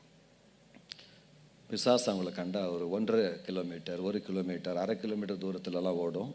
நிறைய அற்புத அடையாளம் ஆண்டவர் செய்திருக்கிறார். அப்போ அவங்க தேவராட்சியத்துக்கு போகிறதுக்கு 2 நாளைக்கு முன்னால் நாங்கள் அவங்கள பார்க்க போயிருந்தோம் சென்னையில். அவங்களுக்கு நாங்கள் புது துணி வாங்கிட்டு போயிருந்தோம் கிறிஸ்மஸ்க்கு. அந்த துணி அப்படி வாங்கிட்டு கண்ணை மூடிட்டு, கிறிஸ்மஸுக்கு தாத்தா பரலோகத்தில் இருப்பேன், ஆனாலும் பரவாயில்ல, இந்த துணியை நான் கட்டிக்கிறேன் அப்படின்னாங்க, போட்டுக்கிறேன் அப்படின்னாங்க. கரெக்டாக பார்த்தீங்கன்னா கிறிஸ்மஸுக்கு முந்தின நாள் அவங்க இறந்தாங்க. அந்த துணியை போட்டு தான் நாங்கள் அவங்கள அடக்கம் பண்ணோம். ஸோ அவ்வளோ ஒரு ஷார்ப்பாக அவங்களுக்கு ஆண்டவர் எதிர்காலத்தை காட்டியிருந்தார். ஆக அந்த மரணத்துக்கு 2 நாளைக்கு முன்பதாக நாங்கள் எங்கள் தாத்தாவை பார்க்க போயிருக்கும்போது, எங்கள் தாத்தா எங்கள் அம்மா கையில் ஒரு 5 ரூபா பணத்தை கொடுத்துட்டு, இங்கே பாருமா, பரலோகத்தில் ஓட்டுறதுக்கு பேய் இல்லை, வெளிப்பாடு கேட்குறதுக்கு அங்கே ஆள் இல்லை, அதனால் அந்த வரத்தை நான் அங்கே கொண்டு போய் என்ன செய்ய போகிறேன், இந்தா உனக்கு நான் கொடுத்துட்றேன் அப்படின்னாங்க. சும்மா அப்படி ஒரு ஜெபம் பண்ணாங்க, அவ்வளோதான். அன்னையிலேருந்து எங்கள் அம்மாவை கண்டா பிசாசு ஓடும். அவங்க ஒரு தீர்க்கதரிசி ஆகிட்டாங்க. இப்போ எங்கள் அம்மா தீர்க்கதரிசானது எங்களுக்கு பெரிய ப்ராப்ளமாக போச்சு. சினிமாவுக்கு போக முடியாது. ஒரு நாள் தங்கப்பதக்கம்னு ஒரு சினிமா பார்த்துட்டு வீட்டுக்கு வரேன். சீக்கிரமாக, ஆனால் டைமுக்கு வந்துடுவேன். உள்ளே வரும்போது அம்மா கேட்டாங்க, என்னடா சிவாஜி கணேசோட சேர்ந்து நீ அழுதியாமே அப்படின்னாங்க. அவன் அழுதான்ட்டு, அவன் சம்பளத்துக்கு அழுகிறான், நீங்கள் காசை கொடுத்து அழுகிறீங்களாடா பிள்ளைகளா அப்படின்னு. என்னம்மா சொல்கிறீங்க, நான் இங்கே ஆண்டவர்கிட்ட ஜெபம் பண்ணிகிட்டு இருக்கேன், ஆண்டவர் நீ அவனுக்காக ஜெபம் பண்ணுறான், அவன் சிவாஜி கணேசன் கூட சேர்ந்து அழுதுகிட்டு இருக்கான் தேட்டரில், வந்தால் என்னன்னு கேளு அப்படின்ட்டு. அப்புறம் அம்மா அவர் சொன்னாங்க, ஒரு குறிப்பிட்ட வீட்டுக்கு போக வேண்டாம், உனக்கு அது ஆசீர்வாதம் இல்லைன்ட்டு. ஆனால் அவர் அன்றைக்கி நடு ரோட்டில் நின்று வான்னு கூப்பிட்டதுனால போயிட்டேன். கடன்னு காஃபியை குடிச்சிட்டு ஓடி வரேன் வீட்டுக்கு. அந்த டைம் ஆனால் மெயின்டைன் பண்ணிடுவேன். ஸோ அவருடைய பேர் ஒரு எக்ஸ் பேர் ஜேம்ஸ்ன்னு வைங்களேன், ஒரு உதாரணத்துக்கு, உண்மையான பேர் நான் இப்போ சொல்லலை, ஜேம்ஸ். உள்ள நுழையிறேன், எங்கள் அம்மா கிச்சன்லேருந்து என்கிட்ட பேசுகிறாங்க, என்னப்பா ஜேம்ஸ் வீட்டு காஃபி நல்லா இருந்துச்சா அப்படின்னாங்க. ஐயோ அதையும் சொல்லிட்டார் ஆண்டவர் கேட்டேன். நான் பாத்திரம் விளக்கிட்டு இருக்கேன், ஆண்டவர் நீ கிறுக்கி மாதிரி ஜோம் பண்ணிகிட்டு இருக்கேன், அவன் ஜேம்ஸ் வீட்டில் உட்காந்து நாக்கை வளைச்சி காப்பி குடிச்சிக்கிட்டு இருக்கான், அவன் எங்கே கீழ்படுகிறான், அவனுக்காக நல்லா ஜோம் பண்ண அப்படின்ட்டு. அப்படி எங்கள் வீட்டில் வந்து ரகசியமே இல்லாமல் போயிடுச்சு. அது பெரிய டார்ச்சர் ஆக்சுவலி. சில நேரம் ஒன்றுமே மறைக்க முடியாது. எங்கள் அப்பா டெய்லி தலையில் அடிப்பான், ஐயோ மறைக்க முடியலையே விட்ட, எல்லாத்தையும் கடவுள் சொல்லிடுறாருன்ட்டு. அப்போ நான் சொல்லினா ஜோம் பண்ணுவேன், ஆண்டு இதை மட்டும் சொல்லிடாதீங்க, ஆண்டு இதை மட்டும் சொல்லிடாதீங்க, அம்மா டென்ஷன் ஆயிடுவாங்க. அப்படி அன்னைக்கு நான் ஊருக்கு புறப்படுறேன். அம்மா கையில் 100 ரூபாய் என்கிட்ட கொடுத்தாங்க. வள்ளியூர் பஸ் நாங்கள் ஏறணும். அம்மா என்கிட்ட வந்து என்னை கட்டி பிடிச்சேன். ரொம்ப நாள் என்னோட ஆசையை நீ நிறைவேற்றிட்டேன், நீ ஊழியத்துக்கு போகிறேன், நான் உனக்காக ஜெபம் பண்ணுறேன்னாங்க. 2 வார்த்தை சொன்னாங்க. முதல் வார்த்தை, கர்த்தருடைய ஜனங்களின் கண்களிலிருந்து வருகிற ஆனந்த கண்ணீர், உன்னுடைய ஊழியத்து நிமித்தம், உன் மூலம் தேவன் நடப்பிக்கிற கிரியைகளின் நிமித்தம் ஜனங்க ஒரு ஆனந்த கண்ணீர் வடிப்பாங்க, அதுதான் அந்த பூமியில் உனக்கு ரிவார்டு. 2வது, எங்கே போனாலும் நீ பயப்படக்கூடாது, நான் உனக்காக சொத்து சுகம் எதுவும் சேர்த்து வைக்கல, ஆனால் பரலோகத்தில் நிறைய ஜெபத்தை நான் சேர்த்து வச்சிருக்கிறேன். எங்கே போனாலும் அந்த ஜெபம் உன்னை காப்பாற்றும், நீ தைரியமாக போ. 100 ரூபா கொடுக்குறேன், மீதி தேவையை ஆண்டவர் சந்திப்பார் சொல்லிட்டு ஒரு ஜெபம் பண்ணிட்டாங்க. ஆண்டவரே, நான் வீட்டுக்குள்ளேயே கிடக்கிறேன், நான் வெளியே போகிறதில்லை, யாரையும் பார்க்குறதில்ல, எங்கள் அப்பா எனக்கு கொடுத்த வரம் சும்மா வேஸ்ட்டாக கிடக்குது, அதை பேசாமல் இவனுக்கு கொடுத்துருங்க ஆண்டவரேன்ட்டு என்னை அப்படி அணைத்து முத்தமிட்டு நீ சமாதானத்தோட போ அப்படின்னு அனுப்புனாங்க. அந்த நிமிஷத்துலேருந்து என்னை பார்த்தா பிசாசு ஆட ஆரம்பிச்சு. அப்போ நானும் ஒரு ஆள் கொஞ்சம் யோசித்தேன், இல்லை அந்த இம்பார்ட்டேஷன் அப்படிங்கிறாங்களே அப்படி எதுவும் இருக்குமோ, அந்த இடைவெளியை அம்மாவின் மூலம் ஆண்டவர் நிறைவேற்றி இல்லை எனக்கு அதை டிரான்ஸ்ஃபர் பண்ணிட்டாரோ அப்படின்னு அடிக்கடி நினைப்பேன். இங்கே போன இடத்துல நடந்த அற்புத அடையாளங்களெல்லாம் பார்க்கும்போது ஆண்டவர் அந்த வரங்களை ஆல்ரெடி கொடுத்துட்டாருங்கிறத என் கண்ணால் நான் பார்த்தேன். அது ஒரு நாள் வர அந்த வள்ளியூர் மிராக்கிள்ஸ்னு ஒரு லிஸ்ட்டு வச்சுருக்கேன் நான். கர்த்தர் உங்களை ஆசீர்வதிப்பார். ப்ராஃபிட், நீங்கள் அப்போது இன்னொரு ஒரு காரியம் தெரிஞ்சுக்கிறேன். அதாவது உங்களை ஆண்டவர் முன்குறித்து அந்த பாதையிலேயே கொண்டு போயிட்டார். சில நேரம் நமக்கு முன்பாக தேவன் வைக்கிற பாதை மிக முக்கியமானது. நான் கூட ஊழியத்தின் ஆரம்ப காலத்தில், ஆண்டவரே இந்த 5ல் நான் யாராக இருக்கணும், நான் என்னவா பணி செய்யணும் அப்படின்னு நம்ம நினைக்கும் போது பலர் பல காரியங்களை ஜெபம் பண்ணி நமக்கு சொல்லுவாங்க. இருந்தாலும் அந்த ஜெபத்தோடு கூட தேவன் நமக்கு முன்பாக வைக்கிற அந்த பாதை ரொம்ப முக்கியம். ப்ராஃபிட்டுக்கு பாருங்க, அவங்கள கூப்பிடுறாங்க, அவங்களுக்கு ஜெபிக்கிறாங்க, அவங்கள நடத்துகிறாங்க, இதை செய்யன்றாங்க. அப்படியே அந்த பாதையில் அவர் பயணிச்சிருக்கும் போது இப்போ தேசங்களுக்கு போய் கர்த்தருடைய தீர்க்கதரிசியாக ஊழியம் செய்து கொண்டிருக்கிறார். நிறைய நேரம் நம்ம செய்கிற ஒரு பெரிய தவறு என்னன்னா, அழைப்பை கண்டுபிடிப்பதில் தேவன் நமக்கு முன்பாக வைத்திருக்கிற பாதை எவ்வளவு முக்கியம் என்பதை தெரிந்து கொள்ள மாட்டோம். பாருங்க, பேதுரு ஒரு பெரிய எடுத்துக்காட்டுல அவர் என்ன சொன்னார், ஆண்டவரே இதெல்லாம் என் முன்னாடி வச்சிருக்கிற இதெல்லாம் தீட்டானதுன்னாரு. ஆனா ஆண்டவர் சொன்னாரு, உனக்கு முன்னாடி நான் வைத்தது எதையும் நான் சுத்தமாக்கி விட்டேன், நீ தீட்டு என்று சொல்லலாகாது, அடித்து புசி.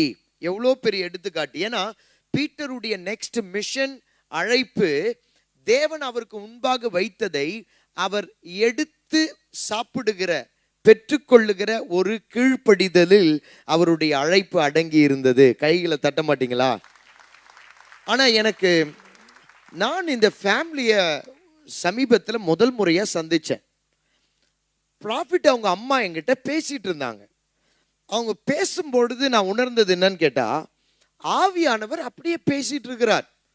அவங்க ஜெபத்தில் போகலை, அவங்க அந்நிய பாஷை பேசலை. ஆனால் அவங்க பேசும்போது எனக்கு தெரிஞ்சது பரிசுத்த ஆவியானவர் அவங்க மூலமாக பேசுகிறாருன்னு. கடைசியில் பார்த்தீங்கன்னா, அவங்களுடைய தம்பியை சந்திக்க எனக்கு ஆண்டவர் சமீபத்தில் உதவி செய்தார். அவரும் கர்த்தருடைய வார்த்தையை பிரசங்கம் பண்ணிட்டு இருக்கிறார்.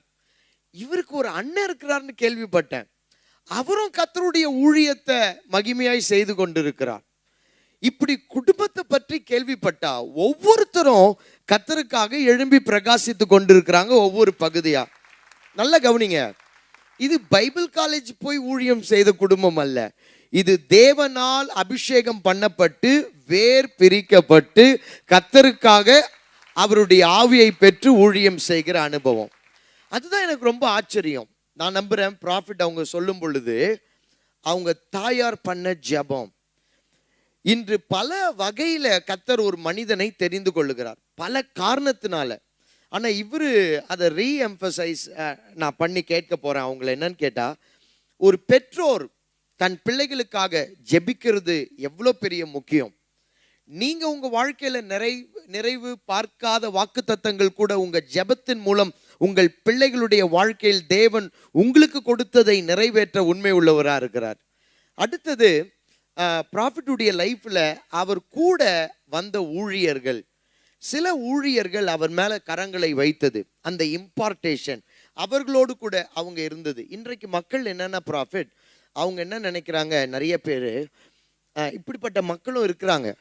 என்னை தனியாக ஆண்டவர் நிரப்புறாரு, என்னோட தனியாக ஆண்டவர் பேசுறாரு, நான் யார் கூடயும் இருக்கணும், யார் கூடயும் பயணிக்கணும் என்ற கட்டாயம் எனக்கு இல்லை. I am all by my self.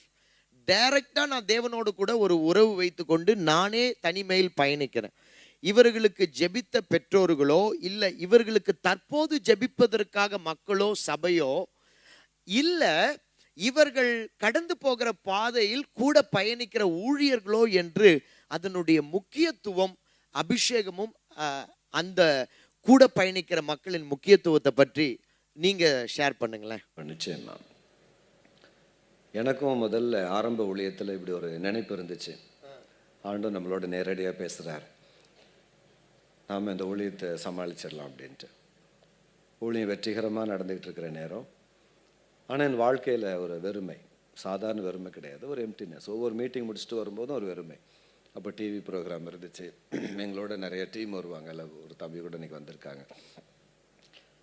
Our missionaries சொல்லிட்டு ஒரு மேகசின், கேலண்டர். ஸோ ஒரு ப்ரோட்டோகால், ஒரு கன்வென்ஷனல் டைப் ஆஃப் மினிஸ்ட்ரி.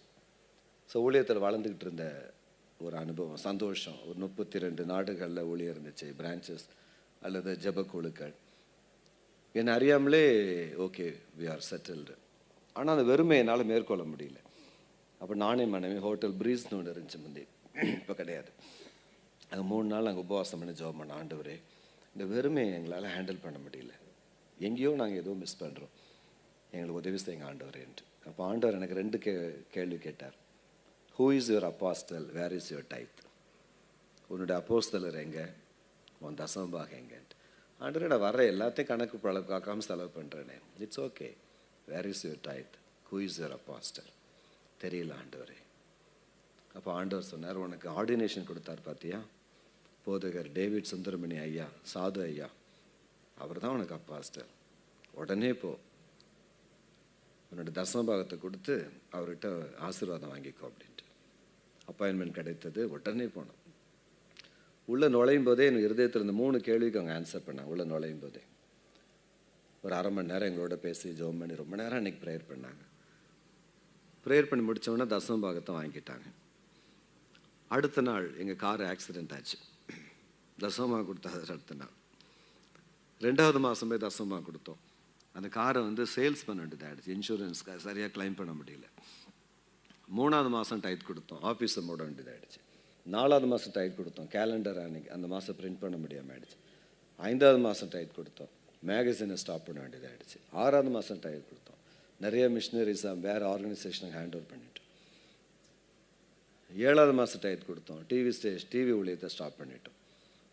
இந்த டைத்து கொடுக்க கொடுக்க கொடுக்க நாங்கள் பட்ட பாடு அந்த 10 மாதம் அன்பிலீவபிள். ஒவ்வொரு முறையும் நான் சொல்லுவேன் அவர்கிட்ட, போய் ஐயா அப்படி ஆகிடுச்சு. இட்ஸ் ஓகே தம்பி, எல்லாம் அவர் அதை கண்டுக்கிடவே மாட்டார், அதெல்லாம் ஒன்றும் ப்ராப்ளம் இல்லை, நன்மைக்கு தான் கர்த்தர் செய்வார் சொல்லிட்டு ஜெபம் பண்ணி அனுப்பிடுவார். 10 மாதத்துக்கு அப்புறம் இழக்கிறதுக்கு ஒன்றுமே கிடையாது.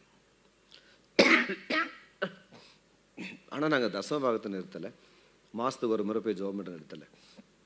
அவங்க ஆவிக்குரிய அரவணைப்புக்குள்ளே நாங்கள் இருந்தோம்.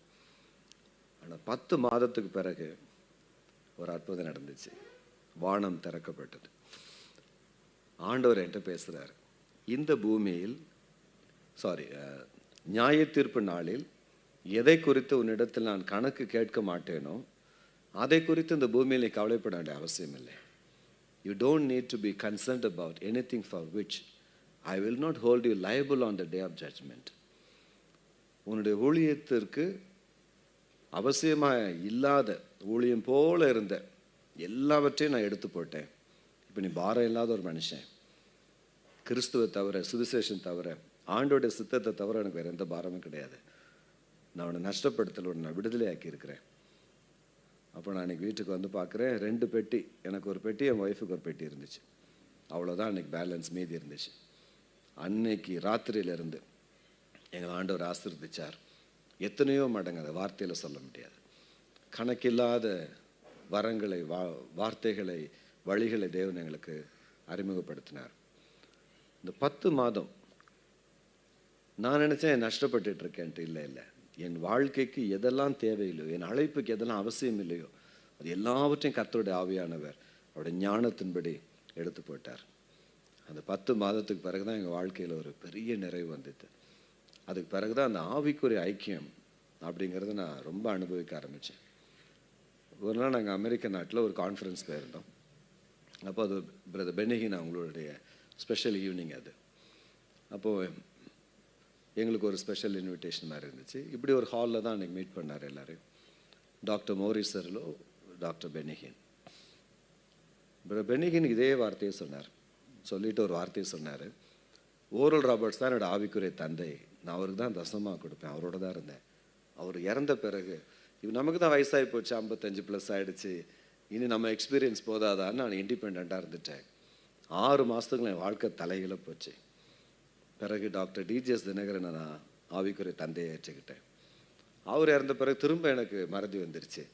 ஓஹோ, இப்போ எனக்கு 60 வயசாகி போச்சு, என்னுடைய எக்ஸ்பீரியன்ஸ் போதாதா, நான் தனியாக இருந்துட்டேன். குடும்பத்தில் பிரச்சனை, சமாளிக்க முடியல, ஊழிய நஷ்டம், ஆத்துமாரோட குறைஞ்சி போச்சு, தலையில் அடிச்சுட்டு அழுதாராம். ஆண்டவா, என்னை ஏன் கைவிட்டு என்னை கஷ்டப்படுத்துறீங்க? ஆண்டவர் கேட்டாராம், யாரோட என்னை ஐக்கியம் வைத்திருக்கிறேன்? ஏன் ஐக்கியம் வச்சு எல்லோரும் போய் சேர்ந்துட்டாங்க, அப்பா நான் யாரோட வைக்கிறது? ஆண்டவர் சொன்னாராம், டாக்டர் மோரிஸ் சர்லோ, அவர் இருக்க வரைக்கும் அவர் தான் உனக்கு அப்பா அப்படின்ட்டு. பென்னிகின் அவங்க சொன்னாங்க, அவருக்கு தசமபாகம் கொடுக்கறதுக்கு நான் மணி பர்ஸை திறந்தேன். $5000 கொடுக்கணும்னு ஆசைப்பட்டேன். ஆனால் அன்னைக்கு என் கையில் $5000 இல்லை. அப்போ அந்த ஊழியம் எவ்வளோ கஷ்டத்தில் இருந்திருக்கும் பாருங்கள். பெனிஹின் அவர்கிட்ட $5000 இல்லை, அவ்வளோ ஒரு வறுமைக்கு போயிட்டார். ஆண்டவர்கிட்ட சொன்னாராம், இந்த ஆவிக்குரிய ஐக்கியம் நமக்கு சித்தம்னா எனக்கு இன்றைக்கி $5000 வேணும்ன்ட்டு. அவர் தனி ஏரோப்ளேனில் போகிறவர். தற்செயலாக அன்னைக்கு அந்த ஏர்போர்ட்டுக்கு வெளியில் வரும்போது ஒரு பையன் ஓடி வந்துட்டு, ஓ பெனி, என்னைக்காவது ஒரு நாள் உங்களை பார்ப்பேன், இந்த $5000 கொடுப்பேன்னு ஒரு பாலித்தீன் கவரில் போட்டு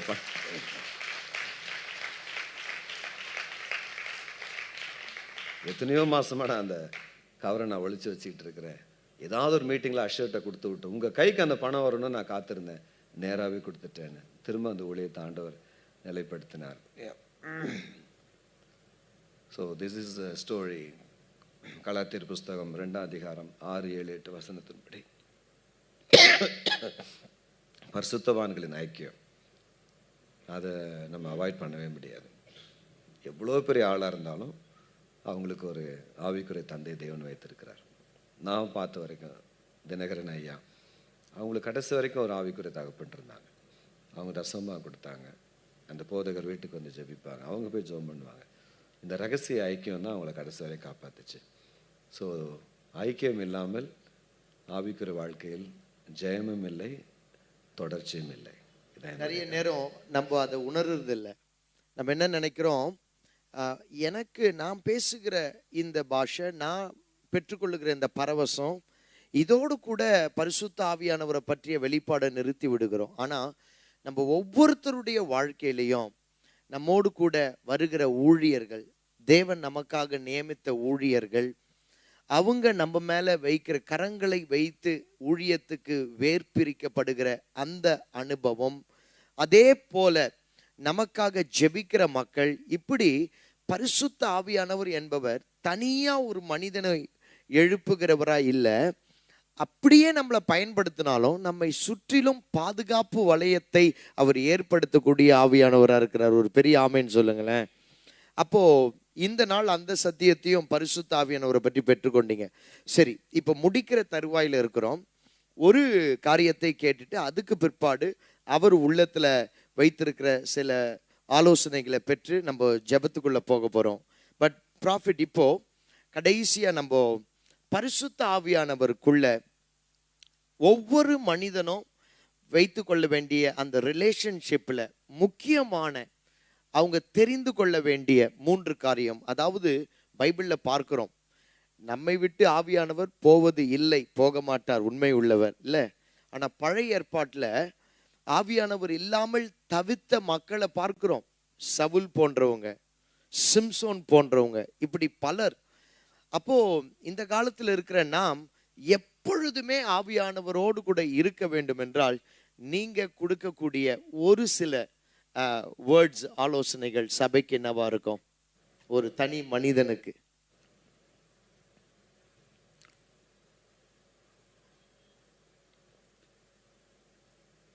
ஆவி, ஆத்மா, சரீரம்னு 3 நமக்கு இருக்குல்ல, உண்மைதானா? இந்த ஆவி இந்த உடலுக்குள்ள இருக்கு. இந்த ஆவி மனிதன் இந்த உலகத்தை தொடும்போது இந்த உடல் மூலமாக தான் தொடுறாரு. அந்த மயக்க பாருங்க, நான் தொடுறேன். ஆவி மனிதன் தொட ஆசைப்படுறாரு, ஆனால் தொடுறதுக்கு இந்த உடல் அவசியமாக இருக்கு. இப்போ நீங்கள் பேசுகிறத நான் கேட்குறேன், இந்த சரீர காதுகள் மூலம் அவர் உள்ள கேட்குறாரு. ஆனால் இன்னொரு அனுபவம் இருக்குது, என்ன கைண்ட் ஆஃப் ஒரு மாறான ஒரு அனுபவம். உடலுக்குள் ஆவி இருக்கிற அனுபவம் அல்லது ஆவிக்குள் உடல் இருக்கிற அனுபவம். நீங்க பார்த்தீங்கன்னா ஆவியானவர் திருச்சபையில் அசைவாடும் பொழுது நம்மளை அறியாம தீர்க்க தரிசனம் சொல்றோம், துதிக்கிறோம், அந்நிய பாஷையின் வரங்கள், வெளிப்பாடுகள் வருது. வீட்டுக்கு போனோன்னா அது வராது அநேகருக்கு. காரணம் என்ன? உள்ளே இருக்கிற ஆவியும் பரலோகத்திலிருந்து வருகிற பரிசுத்த ஆவியானவரும் அந்த 2 மணி நேரம் இணைக்கப்படுறாங்க. அந்த 2 மணி நேரம் நம்ம ரொம்ப க்ளோரியஸாக இருக்கும். நிறைய ஊழியக்காரன் என்று சொல்லியிருக்காங்க, மீட்டிங் முடித்தோடனே அப்படியே எம்டியாக இருக்கு பிரதர், அந்த ஜாய் வீட்டுக்கு வந்தால் இல்லை. ஆனால் மேடைக்கு போனோன்னா சிங்கம் மாதிரி இருக்கேன், வெளிப்பாடு வருது, என்ன அறியாமல் ஒரு பலன் எனக்கு கிடைக்குது. ஆனால் அந்த சந்தோஷத்தை, விசுவாசத்தை நான் அன்னைக்கு ராத்திரி 10 மணிக்கு மேலே அனுபவிக்க முடியல அப்படின்னு சொல்லுவாங்க. இந்த ஆவி மனிதன் இந்த உடலை விட எப்போ பெரியவராக மாறுறாரோ அப்போ என்ன ஆகுதுன்னா இந்த உடல் ஆவியின் மூலமாக தொடுது. இப்போ ஒரு பாடல் கேட்குது, அந்த பாடல் ஆவியின் காதின் வழியா, ஆவியின் மனிதனால் ஃபில்டர் பண்ணப்பட்டு வடிகட்டப்பட்டு இந்த மனிதன், மாம்ச மனிதனுக்குள்ளே வருது. அப்போது அந்த தீய வார்த்தைகள், அந்த வல்லமைகள் தடை செய்யப்படுது. இப்போ நான் ஒருத்தர் தொட்டால் கூட முதலாவது ஆவி மனிதன் தொடுறாரு, அப்புறம் சரீர மனிதன் தொடுறாரு. ஸோ அந்த உணர்வுகள் ஃபில்டர் பண்ணப்படுது. அப்போ என்ன ஆயிடுது? முழு உலகமே ஆவி உலகம்தான். கர்த்தர் ஆவியாக இருக்கிறார், பிசாசு ஆவியாக இருக்குது, அசுத்தாவி ஆவியாக இருக்குது, தூதர்கள் ஆவியாக இருக்காங்க. ஸோ இந்த உலகம் முழுவதுமே ஆவிகள் தான். இப்போ உங்களோட கண்ணை ஆண்டவர் திறந்தால் கூட நீங்கள் நிறையா ஸ்பிரிட்ஸ் அங்கே பார்க்கலாம். ஆவியானவரையோ அல்லது தூதர்களையோ அல்லது வேறு ஆவிகளையோ கூட நீங்கள் பார்க்க முடியும். இந்த உள்ளே இருக்கிற ஆவி மனிதன் உடலை விட பெரியவனாய் மாறும்போது அது பார்த்தா in spirit, living in spirit. இப்போ இந்த ஆவி உடலுக்குள் வாசம் பண்ணுகிறது. இந்த ஒரு குறிப்பிட்ட அனுபவத்துக்கு பிறகு இந்த உடல் ஆவிக்குள் வாசம் பண்ணுகிறது. அப்போ வெளியில் இருக்கிற ஆவி உலகத்தோட 24 மணி நேரமும் நீங்கள் தொடர்பு வச்சுக்கிட்டே இருக்கிறீங்க. You can feel it. So ஆவியானவருக்கு உங்களுக்கு இருக்கிற அந்த தடை, அந்த ஷீத் அகற்றப்படுகிறது. நம்முடைய உடல் தான் பெரிய தடை. நமக்குள்ள ஆண்டவர் இருக்கிறாரு, நம்ம தொடரும், அந்த ஆண்டோட வல்லமை பாய மாட்டேங்குது சில நேரம். இந்த உடல் சாதாரண விஷயம் கிடையாது, இது பெரிய ஒரு சீன மதில் சுவர் போல ஒரு தடை.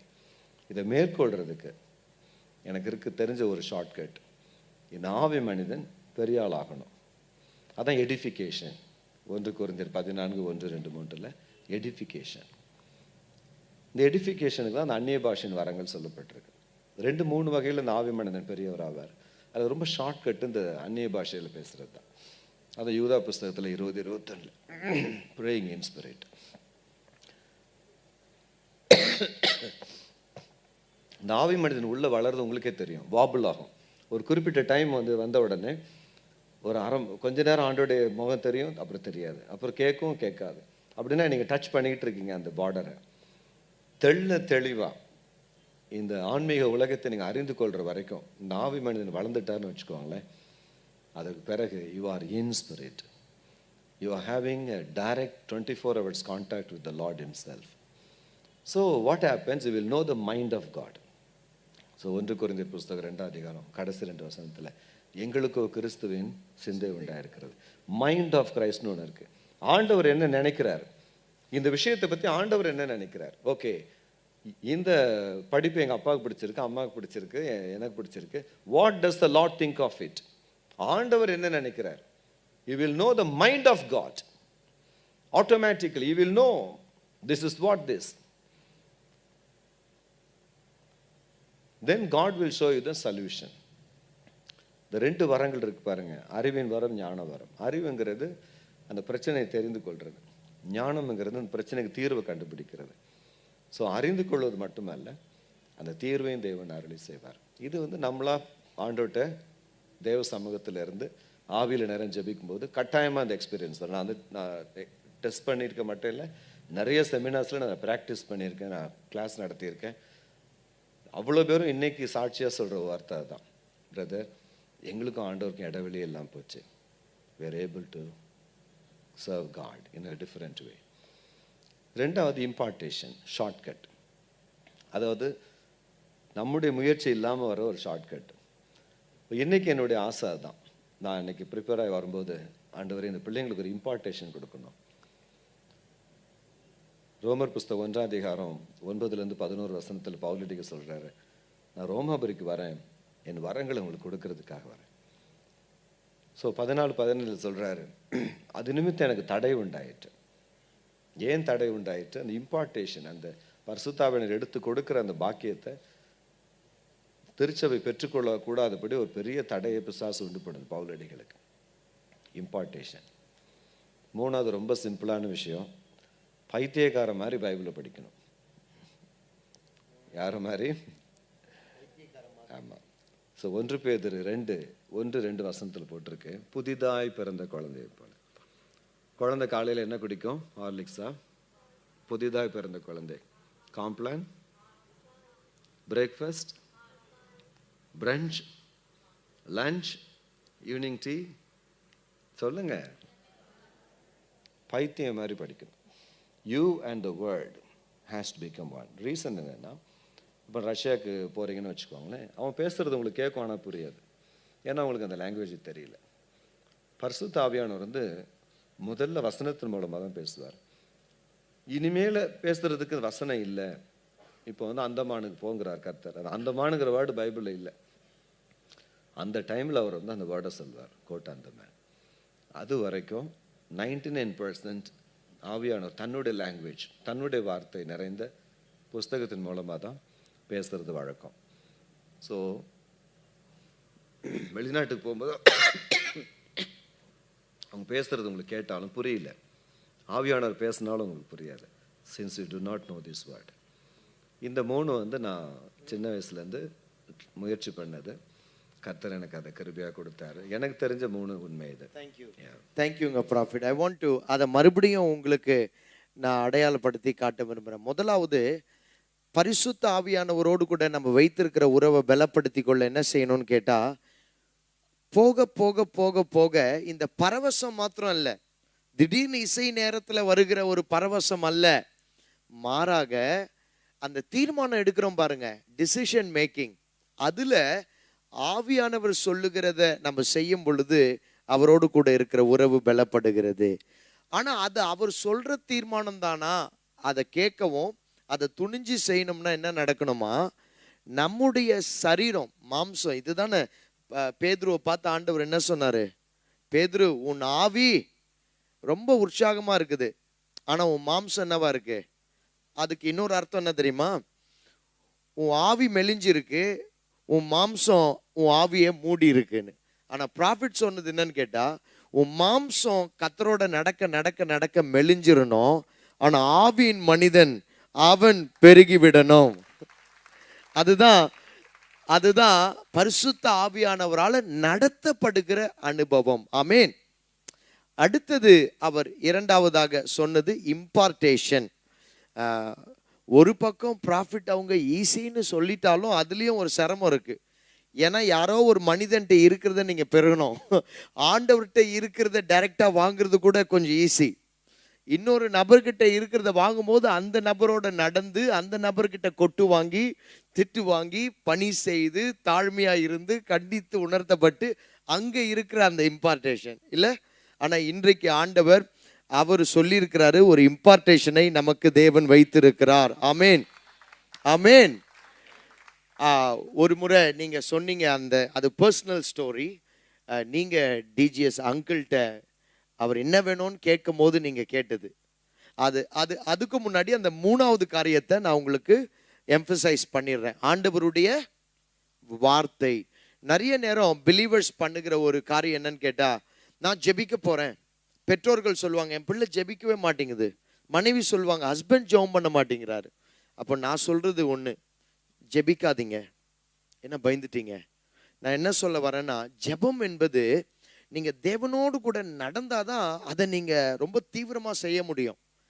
ஆனா ரொம்ப நாள் ஜெபிக்காதவங்க, ஜெப வாழ்க்கையே இல்லாதவங்க திடீர்னு போய் ஜெபிக்கும் போது ப்ரேயர் ரொம்ப ட்ரையா இருக்கும். அப்ப என்ன நம்ம செய்யணும்னு கேட்டா, பல மணி நேரம் ஆண்டவருடைய வார்த்தை என்ன பண்ணணும், நம்ம படிக்கணும். பல மணி நேரம் வெறித்தனமா படிக்க படிக்க படிக்க கர்த்தர் என்ன பண்ணுவார்னு கேட்டீங்கன்னா, கண்டிப்பாக அவருடைய ஆவியை நமக்கு கொடுத்துருவாரு. அதுக்கு பிற்பாடு ஜெபம் பிறக்கும். பாருங்க, நீங்க பைபிள் வாசிக்கும் போதே உங்களுக்கு நடுவுல ஒரு ஜெபம் பிறக்கும். ஒரு சில நேரம் நான் ட்ரையான சீசன்ல இருந்திருக்கிறேங்க ப்ராஃபிட். நிறைய வேலை, நிறைய காரியம், ஸ்டாஃப் காரியம், சர்ச் காரியம். சர்ச்சை கூட சமாளிச்சிடலாம், ஸ்டாஃபை சமாளிக்கிறது இருக்கு பாருங்க. இது எல்லாம் ட்ரையான சீசன். வீட்டுக்கு போகும்போது ரொம்ப ட்ரையா இருக்கும், ஜெபமே வராது. சில நேரம் நான் செய்வது உண்டு, முழங்கால் படியிட்டு சங்கீத புஸ்தகம் 1ஆம் அதிகாரத்திலிருந்து வாயை திறந்து சத்தமா படிக்க ஆரம்பிச்சிருவேன். 50 அதிகாரத்துக்கு மேல வாய் விட்டு படிக்கும் பொழுது தொண்டெல்லாம் வலி எடுத்துக்கும். சில நேரம் இங்க சர்வீஸ் இதெல்லாம் முடிச்சுட்டு போயிருப்போம், தொண்டெல்லாம் பெயின் ஆகும் பொழுது அந்த வலியிலேயே கண்ணீர் வந்துடும். அப்படி கண்ணீர் வந்து ஒரு 50-60 அதிகாரம் வாசிச்சு ஒரே நடையில சத்தமா வாசித்து முடிக்கும் பொழுது அந்த அறையில பரிசுத்த ஆவியானவர் வருவார். கண்ணீரோடு நான் ஜெபிக்க எனக்கு உதவி செய்வார். அப்போ நீங்க சொல்றது இப்ப எனக்கு தெரியுது. தியானிக்கும் பொழுது அக்கினி மூண்டது. So when we meditated, the fire kindled. அக்கினி மூண்டது. அப்பொழுது வாயை திறந்து நாம் ஜெபத்தை ஏறெடுக்க வேண்டும். ஆனா அதுக்கு முன்னாடி இந்த இம்பார்ட்டேஷனை பத்தி சொல்லும் பொழுது நிறைய காரியம் டிஜிஎஸ் அங்கிள்கிட்ட இருக்கிற அந்த காரியங்கள் உங்க மூலமா வெளிப்படுகிறது. அப்போ அவர் கூட இருந்தீங்களா? அவரை சந்திச்சு இருக்கிறீங்களா? என்னைக்காவது ஒரு நாள் அவர்கிட்ட ஜெபம் பெற்று இருக்கிறீங்களா? அதை பற்றி ஏதாவது சொல்லுங்களேன். ராணிப்பேட்டையில் ஒரு கல்யாணம் நடக்கும்போது ஒரு பெரியவர் என்னை கூப்பிட்டு, ஐயா வராங்கப்பா, அவங்கள ரிசீவ் பண்ணி, நான் அந்த கல்யாணத்துக்கு போயிருக்கேன், நான் கெஸ்ட்டாக, அவங்கள நல்லா பத்திரமா ரிசீவ் பண்ணி நல்லா உபசரிக்கணும். நாளைக்கு காலையில் பிரேக்ஃபாஸ்ட் நீ தான் அவங்களுக்கு அரேஞ்ச் பண்ணி கூட இருக்கணும், அதான் அவங்களோட ரிக்வெஸ்ட். அப்படி ஒரு கூட இருக்கிற சந்தர்ப்பம் எனக்கு கிடைத்தது. It was in Ranipet. Yashika லெதர்ஸ்னு ஒரு கம்பெனியினுடைய கெஸ்ட் ஹவுஸில் எனக்கு தங்கியிருந்தாங்க. காலையில் கிளம்ப போகிற நேரம் வந்துருச்சு. அவங்க என்னை பார்த்து ஒரு கேள்வி கேட்டாங்க. அந்த குரலினுடைய இனிமை, அதிகாரம், அது வார்த்தையில் சொல்ல முடியாது. வாட் டு யூ வாண்ட் அப்படின்னா, அங்கிள் உங்களை பார்த்து, what do you want, what shall I do for you, what do you want, I will pray for you, what shall I pray for you. அப்போ நான் முழங்கால் போட்டு கேட்டேன், ஐயா உங்ககிட்ட அந்த மனதுருக்கத்தின் இருதயம்னு ஒன்று இருக்குது, ஹார்ட் ஆஃப் கம்பேஷன், அதை எனக்கு கொடுத்துருங்க அப்படின்னு. ஒரு நிமிஷம் அப்படியே அவங்க அமைதியாயிட்டாங்க, எதுவும் பேசுகிறேன். அந்த கவலை எனக்கு ஏதோ ஐயாவை நம்ம ஹானர் பண்ணாமல் ஏதாவது சொல்லிட்டோமா, ஏன் ஐயா அமைதியாக இருக்காங்கன்ட்டு. அப்புறம் என் மேலே அவங்க கை வச்சு ஒரு ஜெபம் பண்ணாங்க. ஆண்டவரே, என்னுடைய இருதயத்தை உனக்கு கொடுக்காதீங்க அப்படின்னாங்க. அப்படியே இருதயம் நின்னே போச்சு எனக்கு. சொல்லிட்டு ஜெபத்தை தொடர்ந்தாங்க. ஆண்டவரே, உங்கள் இருதயத்தை அவனுக்கு கொடுத்துருங்க, உங்கள் இருதயம் தான் சேஃப்.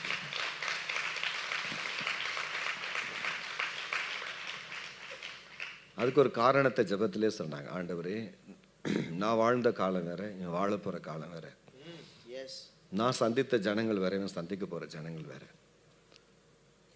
ஆகவே நான் கடந்து வந்த பாதை வேற, இவன் கடந்து போக போகிற பாதை வேற.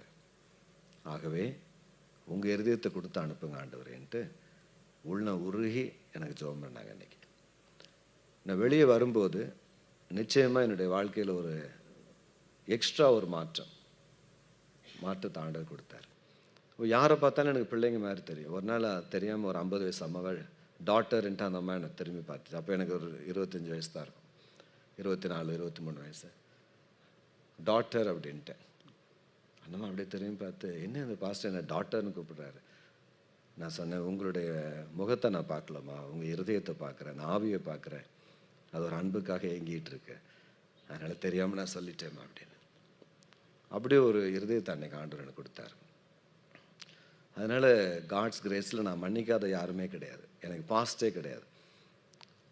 அந்த உடனே மன்னிக்கிற ஒரு இருதயத்தை ஆண்டவர் கொடுத்தேன். மிஞ்சி போனால் ஒரு சின்ன டைம் ஸ்பேன் மன்னிச்சுட்டு அதை அப்படியே மறக்கிற ஒரு கிருபை ஆண்டவர் கொடுத்தார். அதுக்கு பிறகு அப்புறம் நான் ஜெபம் பண்ணும்போது என் ப்ரேயர் லைஃப் மாறிடுச்சு. ஜனங்க 1000 ப்ரேயர், நீங்கள் கூட அன்றைக்கி நான் வரும்போது பார்த்துருப்பீங்க. நீங்கள் நிறைய ப்ரேயர் ரிக்வஸ்ட் சொல்வீங்க, நான் எதையுமே கண்டுக்கிட மாட்டேன். கவனிச்சிருக்கீங்களா? நான் பாட்டுக்கு கண்ண மூடிட்டுருப்பேன்.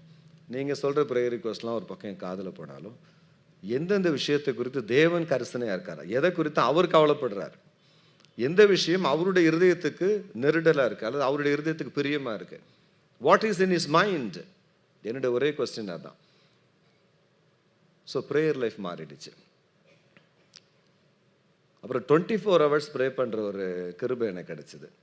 எப்படின்னா 24 ஹவர்ஸ் என்னுடைய ஆவி வந்து ஜெபம் பண்ணிக்கிட்டே இருக்கு. அது எனக்கே ஒரு ஆச்சரியமாக இருக்கும். ஆக்சுவலி அப்படியே அந்த ஜனங்களுடைய முகம் ஞாபகம் வந்துக்கிட்டே இருக்கும். உள்ள இருதயத்தின் ஆழத்தில் ப்ரேயர் ஸ்டாப் ஆகாது. ரொம்ப ரேர், ரொம்ப ரேர். அப்படியே ப்ரேயர் ஓடிக்கிட்டே இருக்கும். அப்போ வந்து 50,000 பேர் 60,000 பேருக்கு ஒரு வருஷத்தில் அல்லது ஒரு மாதத்தில் அல்லது 2,000 பேர் 3,000 பேர். அவன் மனைவி கூட ஒரு நாள் கேட்டாங்க, ஏன்னா யார் ஃபோன் பண்ணாலும் இன்றைக்கி தான் உங்களுக்காக ஜெபம் பண்ணுங்கிறீங்க, நேற்று தான் ஜெபம் பண்ணுங்கிறீங்க, போன வாரம் ஜெபம் பண்ணீங்க, எப்போ நீங்கள் ஜெபம் பண்ணீங்க அப்படின்னு கேட்பாங்க. என் இருதயத்தில் அந்த ப்ரேயர் ஆண்டவர் ஓட வச்சுக்கிட்டே இருப்பார். அடுத்த பாயிண்ட் வந்து ஆண்டவருடைய கோபத்தை ஆற்றுகிற ஒரு ஊழியத்தை ஆண்டவர் கொடுத்தார். நிறைய நேரம் ஆண்டவர் என்கிட்ட வந்து அழுத நான் பார்த்துருக்கேன். நானும் அழுவேன். அது விடிய காலத்தில் நடக்கும். அன்றைக்கி ஒரு பிரதருடைய பேரை சொல்லி பாரு, என்னை எவ்வளோ கஷ்டப்படுத்துகிறான், அவமானப்படுத்துகிறான், நான் இப்படிலாம் அந்த பிள்ளையை நேசித்தேன் பாரு, இன்றைக்கி என் பேருக்கே அவமான நிந்தையை உண்டு பண்ணுற பிள்ளையா இருக்கான், ஐயோ நான் என்ன பண்ணுவேன், அவனை என்னால் ஆசீர்வதிக்க முடியல, அவனை அழிக்கவும் முடியல, நான் என்ன செய்கிறது அப்படின்னு ஆண்டவர் புலம்புற நாட்கள் எத்தனையோ உண்டு. அப்போ நான் ஆண்டவர் ஆறுதல் படுத்த வேண்டியிருக்கு. இட்ஸ் ஓகே லார்ட், இந்த ஒரு முறை ஓகே விட்டுருங்க, சரியாயிடுவார், உங்களுக்கு சுத்தமான நான் கூட ஒரு நாள் போய் பார்க்குறேன். இப்படிலாம் ஆண்டவரை நம்ம மாற்ற வேண்டியது இருக்குது. பிசாசினுடைய கோபத்துக்கு தப்பு வைக்கிறது ரொம்ப ஈஸி. ஆனால் தேவனுடைய துக்கத்துக்கும் கோபத்துக்கும் தப்பு வைக்கிறது தான் என்னுடைய ஊழியம். இன்னைக்கு தான் நான் மைக்கில் சொல்கிறேன். எந்தெந்த வகையில் இந்த குடும்பம் ஆண்டவருக்கு விரோதமாக இருக்கா, அறியாமையினால தான். யாரும் நீங்கள் வேணும் தப்பு செய்ய போகிறதில்ல. ஸோ தேவனுடைய பிரியம் இந்த குடும்பத்துக்கு திரும்ப கிடைச்சிடணும். ஆண்டவருடைய கோபாக்கினை தண்டனை இந்த குடும்பத்தை வரக்கூடாது. ஃபஸ்ட்டு ப்ரையாரிட்டி அதான். ஆண்டவரும் அவங்களும் கரெக்டாக ஆயிட்டாங்களான்னு பார்த்த பிறகு தான் நான் அடுத்து இந்த தீய சக்திகள், பிசாசின் கிரை, மந்திர தந்திரங்கள், இந்த போராட்டங்களுக்கு விடுதலை கேட்டு நான் ஜெபம் பண்ணுவேன் வழக்கமாகவே. அப்படி ஜெபம் பண்ணும்போது ஒரு கிஃப்ட் ஆண்டவர் எனக்கு கொடுத்தார். முதல் பாயிண்ட்டு, இப்போ நான் வந்து உங்களுக்காக ஜெபிக்கிறேன். Is God for Christo or not for Christo? அதான் ஆண்டவர் சொல்வார். I am for him or not for him. I am for ஹிம்னா என்னோட ப்ரேயர் வேறு, ஐ எம் நாட் ஃபார் ஹிம்னா ப்ரேயர் வேறு. அப்புறம் ஜெப குறிப்பு, I am for Christo but I am not for the prayer request which is blessing before me. அப்போ என் ப்ரேயர் மாறுது. அப்போ கிறிஸ்டோவை ஆண்டவர் பிடிச்சிருக்கு, அந்த ப்ரேயர் ரிக்வெஸ்ட்டை அவர் அக்செப்ட் பண்ணலை. ஏன் அக்செப்ட் பண்ணலை? ஏன் இன்னொரு ப்ரேயர் ரிக்வெஸ்ட் ஆண்டவர் வந்து செய்ய வைக்கிறாரு? அப்படியே ஒரு ஸ்டெப் பை ஸ்டெப்பாக போய்கிட்டே இருக்கும் அந்த ப்ரேயர். அந்த ஆவியானுடைய இருதயத்துக்குள்ளே போய் பார்க்கும்போது நம்முடைய நடைமுறைக்கும் அவருடைய பிளானுக்கும் சம்மந்தமே இருக்காது. நான் இன்னொரு சின்ன விஷயத்த சொல்கிறேன். ஆண்டவருடைய பிளான், திட்டத்தை நீங்கள் பார்க்குற அந்த வரம் இன்னைக்கு கட்டாயம் ஆண்டவர் கட்டாயம் கொடுப்பாரு. அந்த வரம் உங்களுக்கு கிடைக்கும் போது என்ன ஆகுனா, ஆண்டவருடைய திட்டத்தில் 1% இன்னும் நம்ம போகலன்றதை நீங்கள் கண்டுபிடிப்பீங்க. அவ்வளோ பயங்கரம், அன்பிலீவபிள். ஆபகுக்கு 1:5 சொல்லுகிறது, நான் விவரித்து சொன்னாலும் நம்ப கூட, விசுவாசிக்க கூட. அன்பிலீவபிள். ஆண்டவருடைய வாக்குத்தத்தம் எல்லாமே அன்பிலீவபிள் தான். அப்போது தேவன் நமக்கு வைத்திருக்கிற திட்டம், தீர்மானம் நம்முடைய நடைமுறை வாழ்க்கைக்கு 10,000 20,000 1,00,000 மடங்கு பெரியதாக இருக்குது. அது தெரிந்துக்கிட்டாலே நம்முடைய காம்ப்ளெக்ஸ் போயிடும், பொறாமை போயிடும், எரிச்சல் போயிடும், எல்லாமே போயிடும். நம்ம அடுத்த லெவலுக்கு போயிடலாம். நான் ஏற்கனவே ஒரு பதிலில் சொல்ல வேண்டிய ஒரு விஷயம், ஆனால் நான் அதை சொல்கிறதுக்குள்ளே அடுத்த கேள்வி நம்ம போயிட்டோம். Apostle, who is an apostle அப்படின்னு ஆண்டவர்கிட்ட கேட்கும்போது ஆண்டவர் சொன்னார், தேவனோடையும் பேசுகிற உரிமை அவனுக்கு இருக்கணும் ஜனங்களுக்காக, பிசாசுக்கிட்ட பேசுகிற உரிமையும் இருக்கணும். இந்த 2 பேர் கூடயும் பேசுகிற அதிகாரம் இருக்கவன் தான் அப்பாஸ்டல். அவனுடைய ஆளுகையில் இருக்கிற ஜனங்க பாதுகாப்பாக இருப்பாங்க அப்படின்ட்டு. உதாரணத்துக்கு, ஆண்டவரே என் பிள்ளை நீங்கள் கொடுத்த பிள்ளை என்ன சும்மா இந்த நேரம் கடன் கஷ்டப்பட்டுட்டு இருக்கான், அதெல்லாம் முடியாது, ஏதாவது பண்ணி அவனை கொஞ்சம் செட்டில் பண்ணுங்க, அப்போ தான் எனக்கு சந்தோஷம். இந்த பக்கம் திரும்பி, பிசாசு உனக்கு ஒரு வேலை இல்லை, சும்மா என் பிள்ளையை தொந்தரவு பண்ணிகிட்டு இருக்க, என்ன திமுறோம் எனக்கு, என்ன விஷயம், ஏன் அவனை விட மாட்டேங்கிற, இங்கே பாரு, இன்னையோட எல்லாத்தையும் ஃபைசல் பண்ணிவிட்டு நீ கிளம்பிடணும். You have to leave today, you have to find your own way out. அப்போ பிசாசை பார்த்து அதிகாரத்தோட, ஏன் பிள்ளை அவன் வாழ்க்கையில் இதுக்கு மேலே விளையாட உனக்கு அனுமதி இல்லை, அதிகாரம் இல்லை, நீ நடையை கட்டு அப்படின்னு சொல்கிற உரிமை, அத்தாரிட்டி அந்த அப்பாஸ்டலுக்கு இருக்கணும். ஸோ தேவனுக்கிட்டையும் பேசுகிறதுக்கு தெரியணும், பிசாசுக்கிட்டையும் அதிகாரத்தோட கட்டளையிட தெரியணும். இப்போ இன்றைக்கு உலகத்தில் என்ன இருக்குன்னா, நீங்கள் இந்த டிவியில் பார்ப்பீங்க, எந்த நேரம் ஆண்டவர்கிட்ட பேசுகிற ஒரு கூட்டம் இருக்காங்க, நான் சந்தோஷப்படுறேன். எந்த நேரம் பிசாசுக்கிட்டே பேசுகிற ஒரு கூட்டம் இருக்காங்க. அப்போ அன்றைக்கி நான் ஒரு சர்ச் ப்ரோக்ராம் பார்த்தோம், டோட்டல் ப்ரேயரே பிசாஸ்ட்டு தான். பிசாசே கொண்டு போன எல்லாத்தையும் திரும்பவா, ஜனங்களை ரிலீஸ் பண்ணு, இயேசு நாமத்தில் பிதாவேன்னு முடிக்கிறாங்க. அப்போ டோட்டல் ப்ரேயரே பிசாசுக்கிட்ட, ஆனால் கடைசியில் முடிக்கும்போது இயேசு நாமத்தில் பிதாவேன்னு. அப்போ நான் சொன்னேன், இல்லை கொஞ்சம் பேலன்ஸ் மிஸ் ஆகுது. ஸோ அப்படி ஒரு அத்தாரிட்டியை பாஸ்டர் கிறிஸ்டோவுக்கு ஆண்டவர் கொடுத்துருக்கிறார். ஹல்லேலூயா.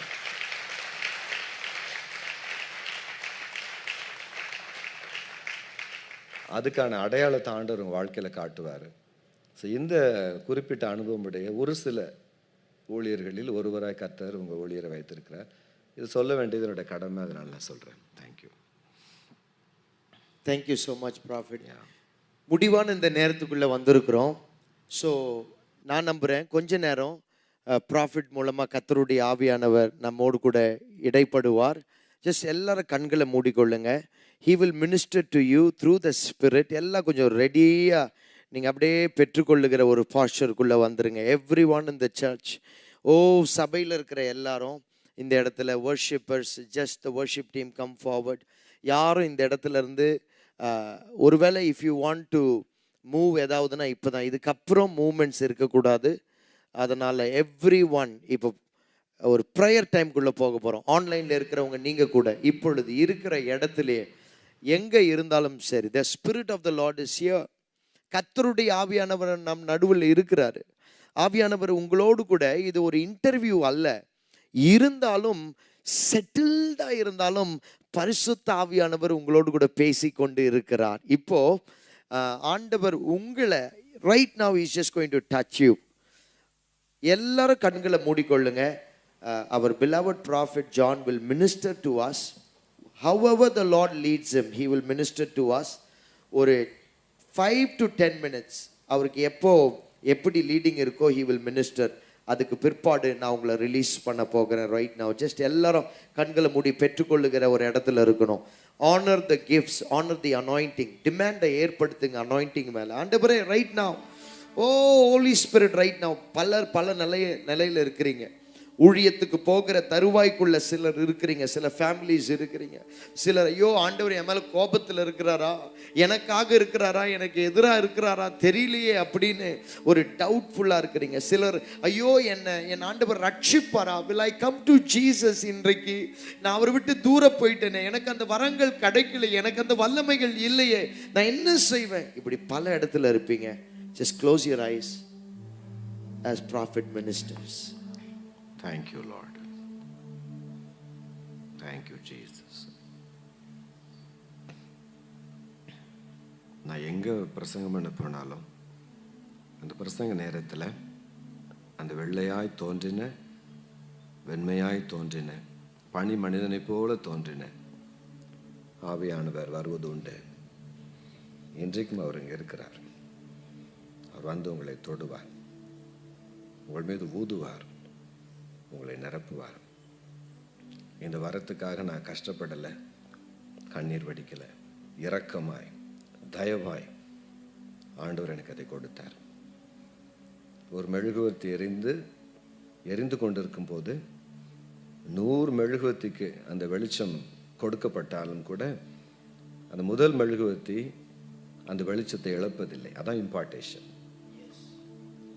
இப்பொழுதும் கர்த்தருடைய ஆவியானவரை நம்பி என் விசுவாசத்தின் கைகளை உங்கள் மீது நான் வைக்கப் போகிறேன். நீங்கள் ஸ்தோத்திரம் பண்ணாலே போதும், மற்றதை ஆண்டவர் பார்த்து கொள்வார், உங்களை நிரப்புவார். Thank you Jesus. சங்கீதம் 89:20 சொல்லுகிறதே, ரோமர் 1:3-4 சொல்லுகிறதே, பரிசுத்த தைலத்தினால் என் தாசனாகிய தாவீதை நான் அபிஷேகம் பண்ணினேன். பரிசுத்த முள் ஆவியானவர் கிறிஸ்துவை மரித்தோழ்ந்து எழுப்பினது போல உங்களை எழுப்புவார். எசேக்கியேல் 47 கர்த்தருடைய ஆலயத்திலிருந்து புறப்பட்ட நதி சவக்கடலுக்குள் பாய்ந்தது. சவக்கடல் என்பது நம்முடைய உடலை குறிக்கிறது. சவக்கடலுக்குள் பாய்ந்து அந்த சவக்கடலை ஜீவ கடலாய் மாற்றினது. யோர்தான் நதி 3000 வருஷமாய் சவக்கடலில் விழுந்து கொண்டே இருக்கிறது. ஃப்ரெஷ் வாட்டர், குடிக்கிற தண்ணீர். கலிலேயாவிலிருந்து வருகிற அந்த யோர்தான் நதி 3000 வருஷத்துக்கு மேலாக அந்த சவக்கடலில் விழுந்தும் கூட 1% உப்பை கூட அதால் குறைக்க முடியவில்லை. அது மனித பலனை குறிக்கிறது, மனித ஞானத்தை குறிக்கிறது. ஆனால் சிறிய ஒரு ஓடை தேவாலயத்திலிருந்து புறப்பட்டது, சவக்கடலை ஜீவக்கடலாய் மாற்றினது. சவக்கடலுக்குள் எது விழுந்தாலும் செத்து போகும். ஆனால் தேவனுடைய ஆவியானவரோ அந்த சவக்கடலை ஜீவக்கடலாய் மாற்றி அந்த கடலுக்குள் மீன்களை கட்டளையிட்டு, மீன்கள் என்பது ஆத்துமாக்களை குறிக்கிறது, பலவிதமான மீன்களை கட்டளையிட்டு மீனவர்களை ஆசீர்வதித்தார்.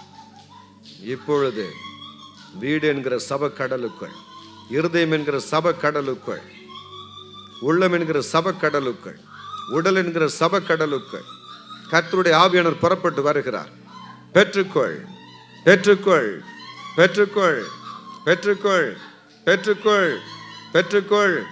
பரிசுத்த ஆவியானவரே, இப்பொழுது கர்த்தருடைய நாமத்தில் தேவனுடைய அதிகாரத்தின்படி ஒவ்வொரு பிள்ளைகளின் மீது, ஒவ்வொரு பிள்ளையின் மீதும் உம்முடைய அக்கினிமயமான கரம் வந்து இறங்கட்டும்.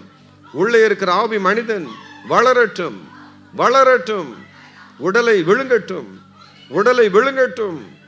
ஹல்லேலூயா. நாவி மனிதன் புறப்பட்டு சரீரத்தை நிரப்பட்டும். இனி ஆவியின் கண்களால் இந்த உலகத்தை பார்க்கட்டும், ஆவியின் காதுகளால் இந்த உலகத்தை கேட்கட்டும், ஆவியினுடைய நினைவுகளால், ஆவியினுடைய தொடுதலால் இந்த பிள்ளைகள் இந்த உலகத்தை தொடட்டும். இன்றைக்கு கர்த்தரும் இரட்சகருமான இயேசு கிறிஸ்துவின் நாமத்தினால் கர்த்தருடைய கரத்தில் இருக்கிற தீர்க்கதரிசன ஆவியை எடுத்து இந்த பிள்ளைகளின் தலையில் நான் வைக்கிறேன். இப்பொழுது பொல்லாத வல்லமைகள் சிதறடிக்கப்படட்டும். ஹல்லேலூயா, ஹல்லேலூயா. இந்த நிமிஷம் அப்பா 8 மணி இந்த 40 நிமிஷம் வானம் திறக்கப்படுவதாக. இடம் கொள்ளாமல் போக மட்டும் ஆசீர்வதி. என்னை விசுவாசிக்கிறவன் இருதயத்தில் இருந்து ஜீவ தண்ணீர் உள்ள நதிகள் புறப்பட்டு ஓடும் என்று சொன்னீர். ஓடட்டும். செத்துப்போன வீடு ஜீவ வீடாய் மாறட்டும். செத்துப்போன ஜீவியம் ஜீவ வீடாய் மாறட்டும். தேவனுடைய ஜீவன் பாயும்படி ஜெபம் பண்ணுகிறேன். I command the life of Jesus on everyone. நன்றி இயேசு சுவாமி, நன்றி இயேசு சுவாமி. இந்த வரம் உங்கள் மீது வருவதற்கு முதல் அடையாளமாக உங்கள் கண்கள் திறக்கப்படும். ஆச்சரியமாக உங்கள் கண்கள் திறக்கப்படும். ஏதேன் தோட்டத்தில் வேறு ஒரு கண் திறக்கப்பட்டது, இன்றைக்கு அந்த கண் அடைப்படுகிறது. வேறு ஒரு ஆவிக்குரிய கண்ணை தேவன் உங்களுக்கு திறக்கிறார். Thank you Jesus. இப்பொழுது நம்முடைய பிள்ளைகளின் கண்கள் திறக்கட்டும், காதுகள் திறக்கட்டும், அக்கினி பற்றி எரியட்டும். நீர் என்னை ஆசீர்வதித்தால் ஒளிய விடமாட்டேன் என்று யாக்கோபு போராடினது போல, எனக்கு இந்த வரம் 2 மடங்கு வேண்டும் என்று எலிசா போராடினது போல, இன்று நம்முடைய பிள்ளைகள் போராடி கொண்டிருக்கிறார்கள். ஆண்டவரும் இரட்சகருமான இயேசு கிறிஸ்துவின் நாமத்தினால் ஒவ்வொருவரின் சிரசிலும் தேவனுடைய அபிஷேகத்தை வைத்து நான் ஜெபம் பண்ணுகிறேன். பெற்றுக்கொள்ளட்டும் அப்பா. உடலை வறுத்து வாட்டுகிற எல்லா வியாதியும் சுகமாகட்டும். உள்ளத்தை குழப்புகிற ஆவிகள் நரகத்தில் விழட்டும். தேவ ஆவியானவரை தவிர வேறு ஒரு ஆவியும் இந்த இடத்தில் இருக்கக்கூடாது, இந்த வீட்டில் இருக்கக்கூடாது. நிரப்பும்.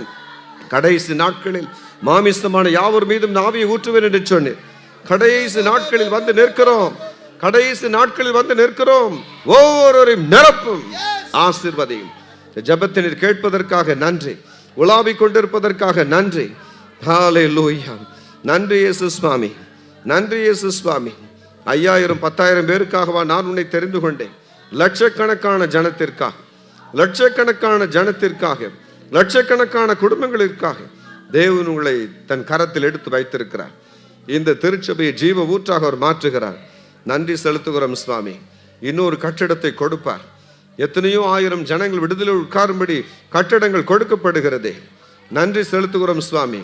Thank you Jesus. நன்றியோடு துதிக்கிறோம். ஜாஸ்மின் என்ற பெண்ணின் மீது அவருடைய வல்லமை இறங்குகிறது. கர்த்தருடைய கரம் தொட்டு அவள் விடுதலை செய்கிறது. ஆசீர்வதித்தருளும் சுவாமி. இப்பொழுதும் இந்த பிள்ளைகளின் தெய்வீக சுகத்துக்காக, விடுதலைக்காக மன்றாடி நான் ஜெபம் பண்ணுகிறேன். 87வது வருஷம் டிசம்பர் மாதம் அந்த வள்ளியூர் கிராமத்தில் நீ செய்த அத்தனை அற்புதங்களும் இன்றைக்கு இங்கு நடக்கும்படி நான் ஜெபம் பண்ணுகிறேன். ஆவியானவரின் வல்லமையால் மறுபடியும் ஒரு விசை இந்த இடம் நிரம்புவதாக. நீர் அப்படி செய்வதற்காக உமக்கு நன்றி. கடைசியாக இந்த பிள்ளைகளின் வாழ்க்கையில் போராடுகிற சூனியங்கள், மந்திரங்கள், கருப்பு சக்திகள், செத்த ஆவிகள் எல்லாவற்றுக்கு விரோதமாய் தேவனுடைய அக்கினி நான் கட்டளையிடுகிறேன். இறங்கட்டும் இப்பொழுது, அக்கினி இறங்கட்டும் இப்பொழுது, தேவனுடைய அக்கினி இறங்கட்டும் இப்பொழுது. இந்த இடம் பற்றி எறியட்டும். நம்முடைய நாமத்துக்கு மகிமை உண்டாகட்டும். இந்த ஜெபத்தினர் கேட்டதற்காக உமக்கு ஸ்தோத்திரம். இயேசு ரட்சகர் நாமத்தில் ஜெபிக்கிறோம் சுவாமி. ஆமென், ஆமென். அப்படியே கொஞ்ச நேரம் கர்த்தரை மகிமைப்படுத்துங்களேன் எல்லாரும். லெட்ஸ் ஜஸ்ட் ஒரு ரைட் ஹேண்ட் நீட்டி ப்ராஃபிட் அவங்களுக்காக, சகோதரிக்காக, அவங்க டாட்டருக்காக, அவங்க ஊழியத்துக்காக எல்லாரும் கரங்களை உயர்த்தி, ஓ in the mighty name of Jesus we bless them Lord, we bless that ministry Lord. Father, I pray நீங்க தேசங்களுக்கு கொண்டு போங்க. கர்த்தர் செய்ய நினைத்தது ஒருபோதும் தடைபடாத ஆண்டவரே. இன்னும் குளோரியஸான அனுபவங்களை கொடுங்க. இன்னும் குளோரியஸான இம்பார்ட்டேஷன்களை சபைக்குள்ள கொண்டு போகிற ஒரு கிரேஸை கொடுங்க ஆண்டவரே. ஒவ்வொரு பயணம் ஓய்வில்லாத பயணத்துல கிருபை பலன் வெளிப்படட்டும் ஆண்டவரே. ஓ in the mighty name of Jesus, in the mighty name of Jesus. எல்லா கரங்களை உயர்த்தி அப்படியே கொஞ்சம் டங்ஸ் பேசிட்டுருங்க. ஆன்லைனில் இருக்கிற உங்களை நாங்கள் ரிலீஸ் பண்ணுகிறோம். God bless you. நாளைக்கு மாலையில் உங்களை சந்திக்கிறோம் 6:30 மணிக்கு. Every day there is going to be different experiences. உங்களுக்கு கர்த்தர் உங்களை ஆசீர்வதிப்பாராக. இந்த அறைக்குள்ளே இருக்கிறவங்க எல்லாரும் இப்பொழுது கரங்களை உயர்த்தி அந்நிய பாஷைகளை பேச ஆரம்பிச்சிருங்க.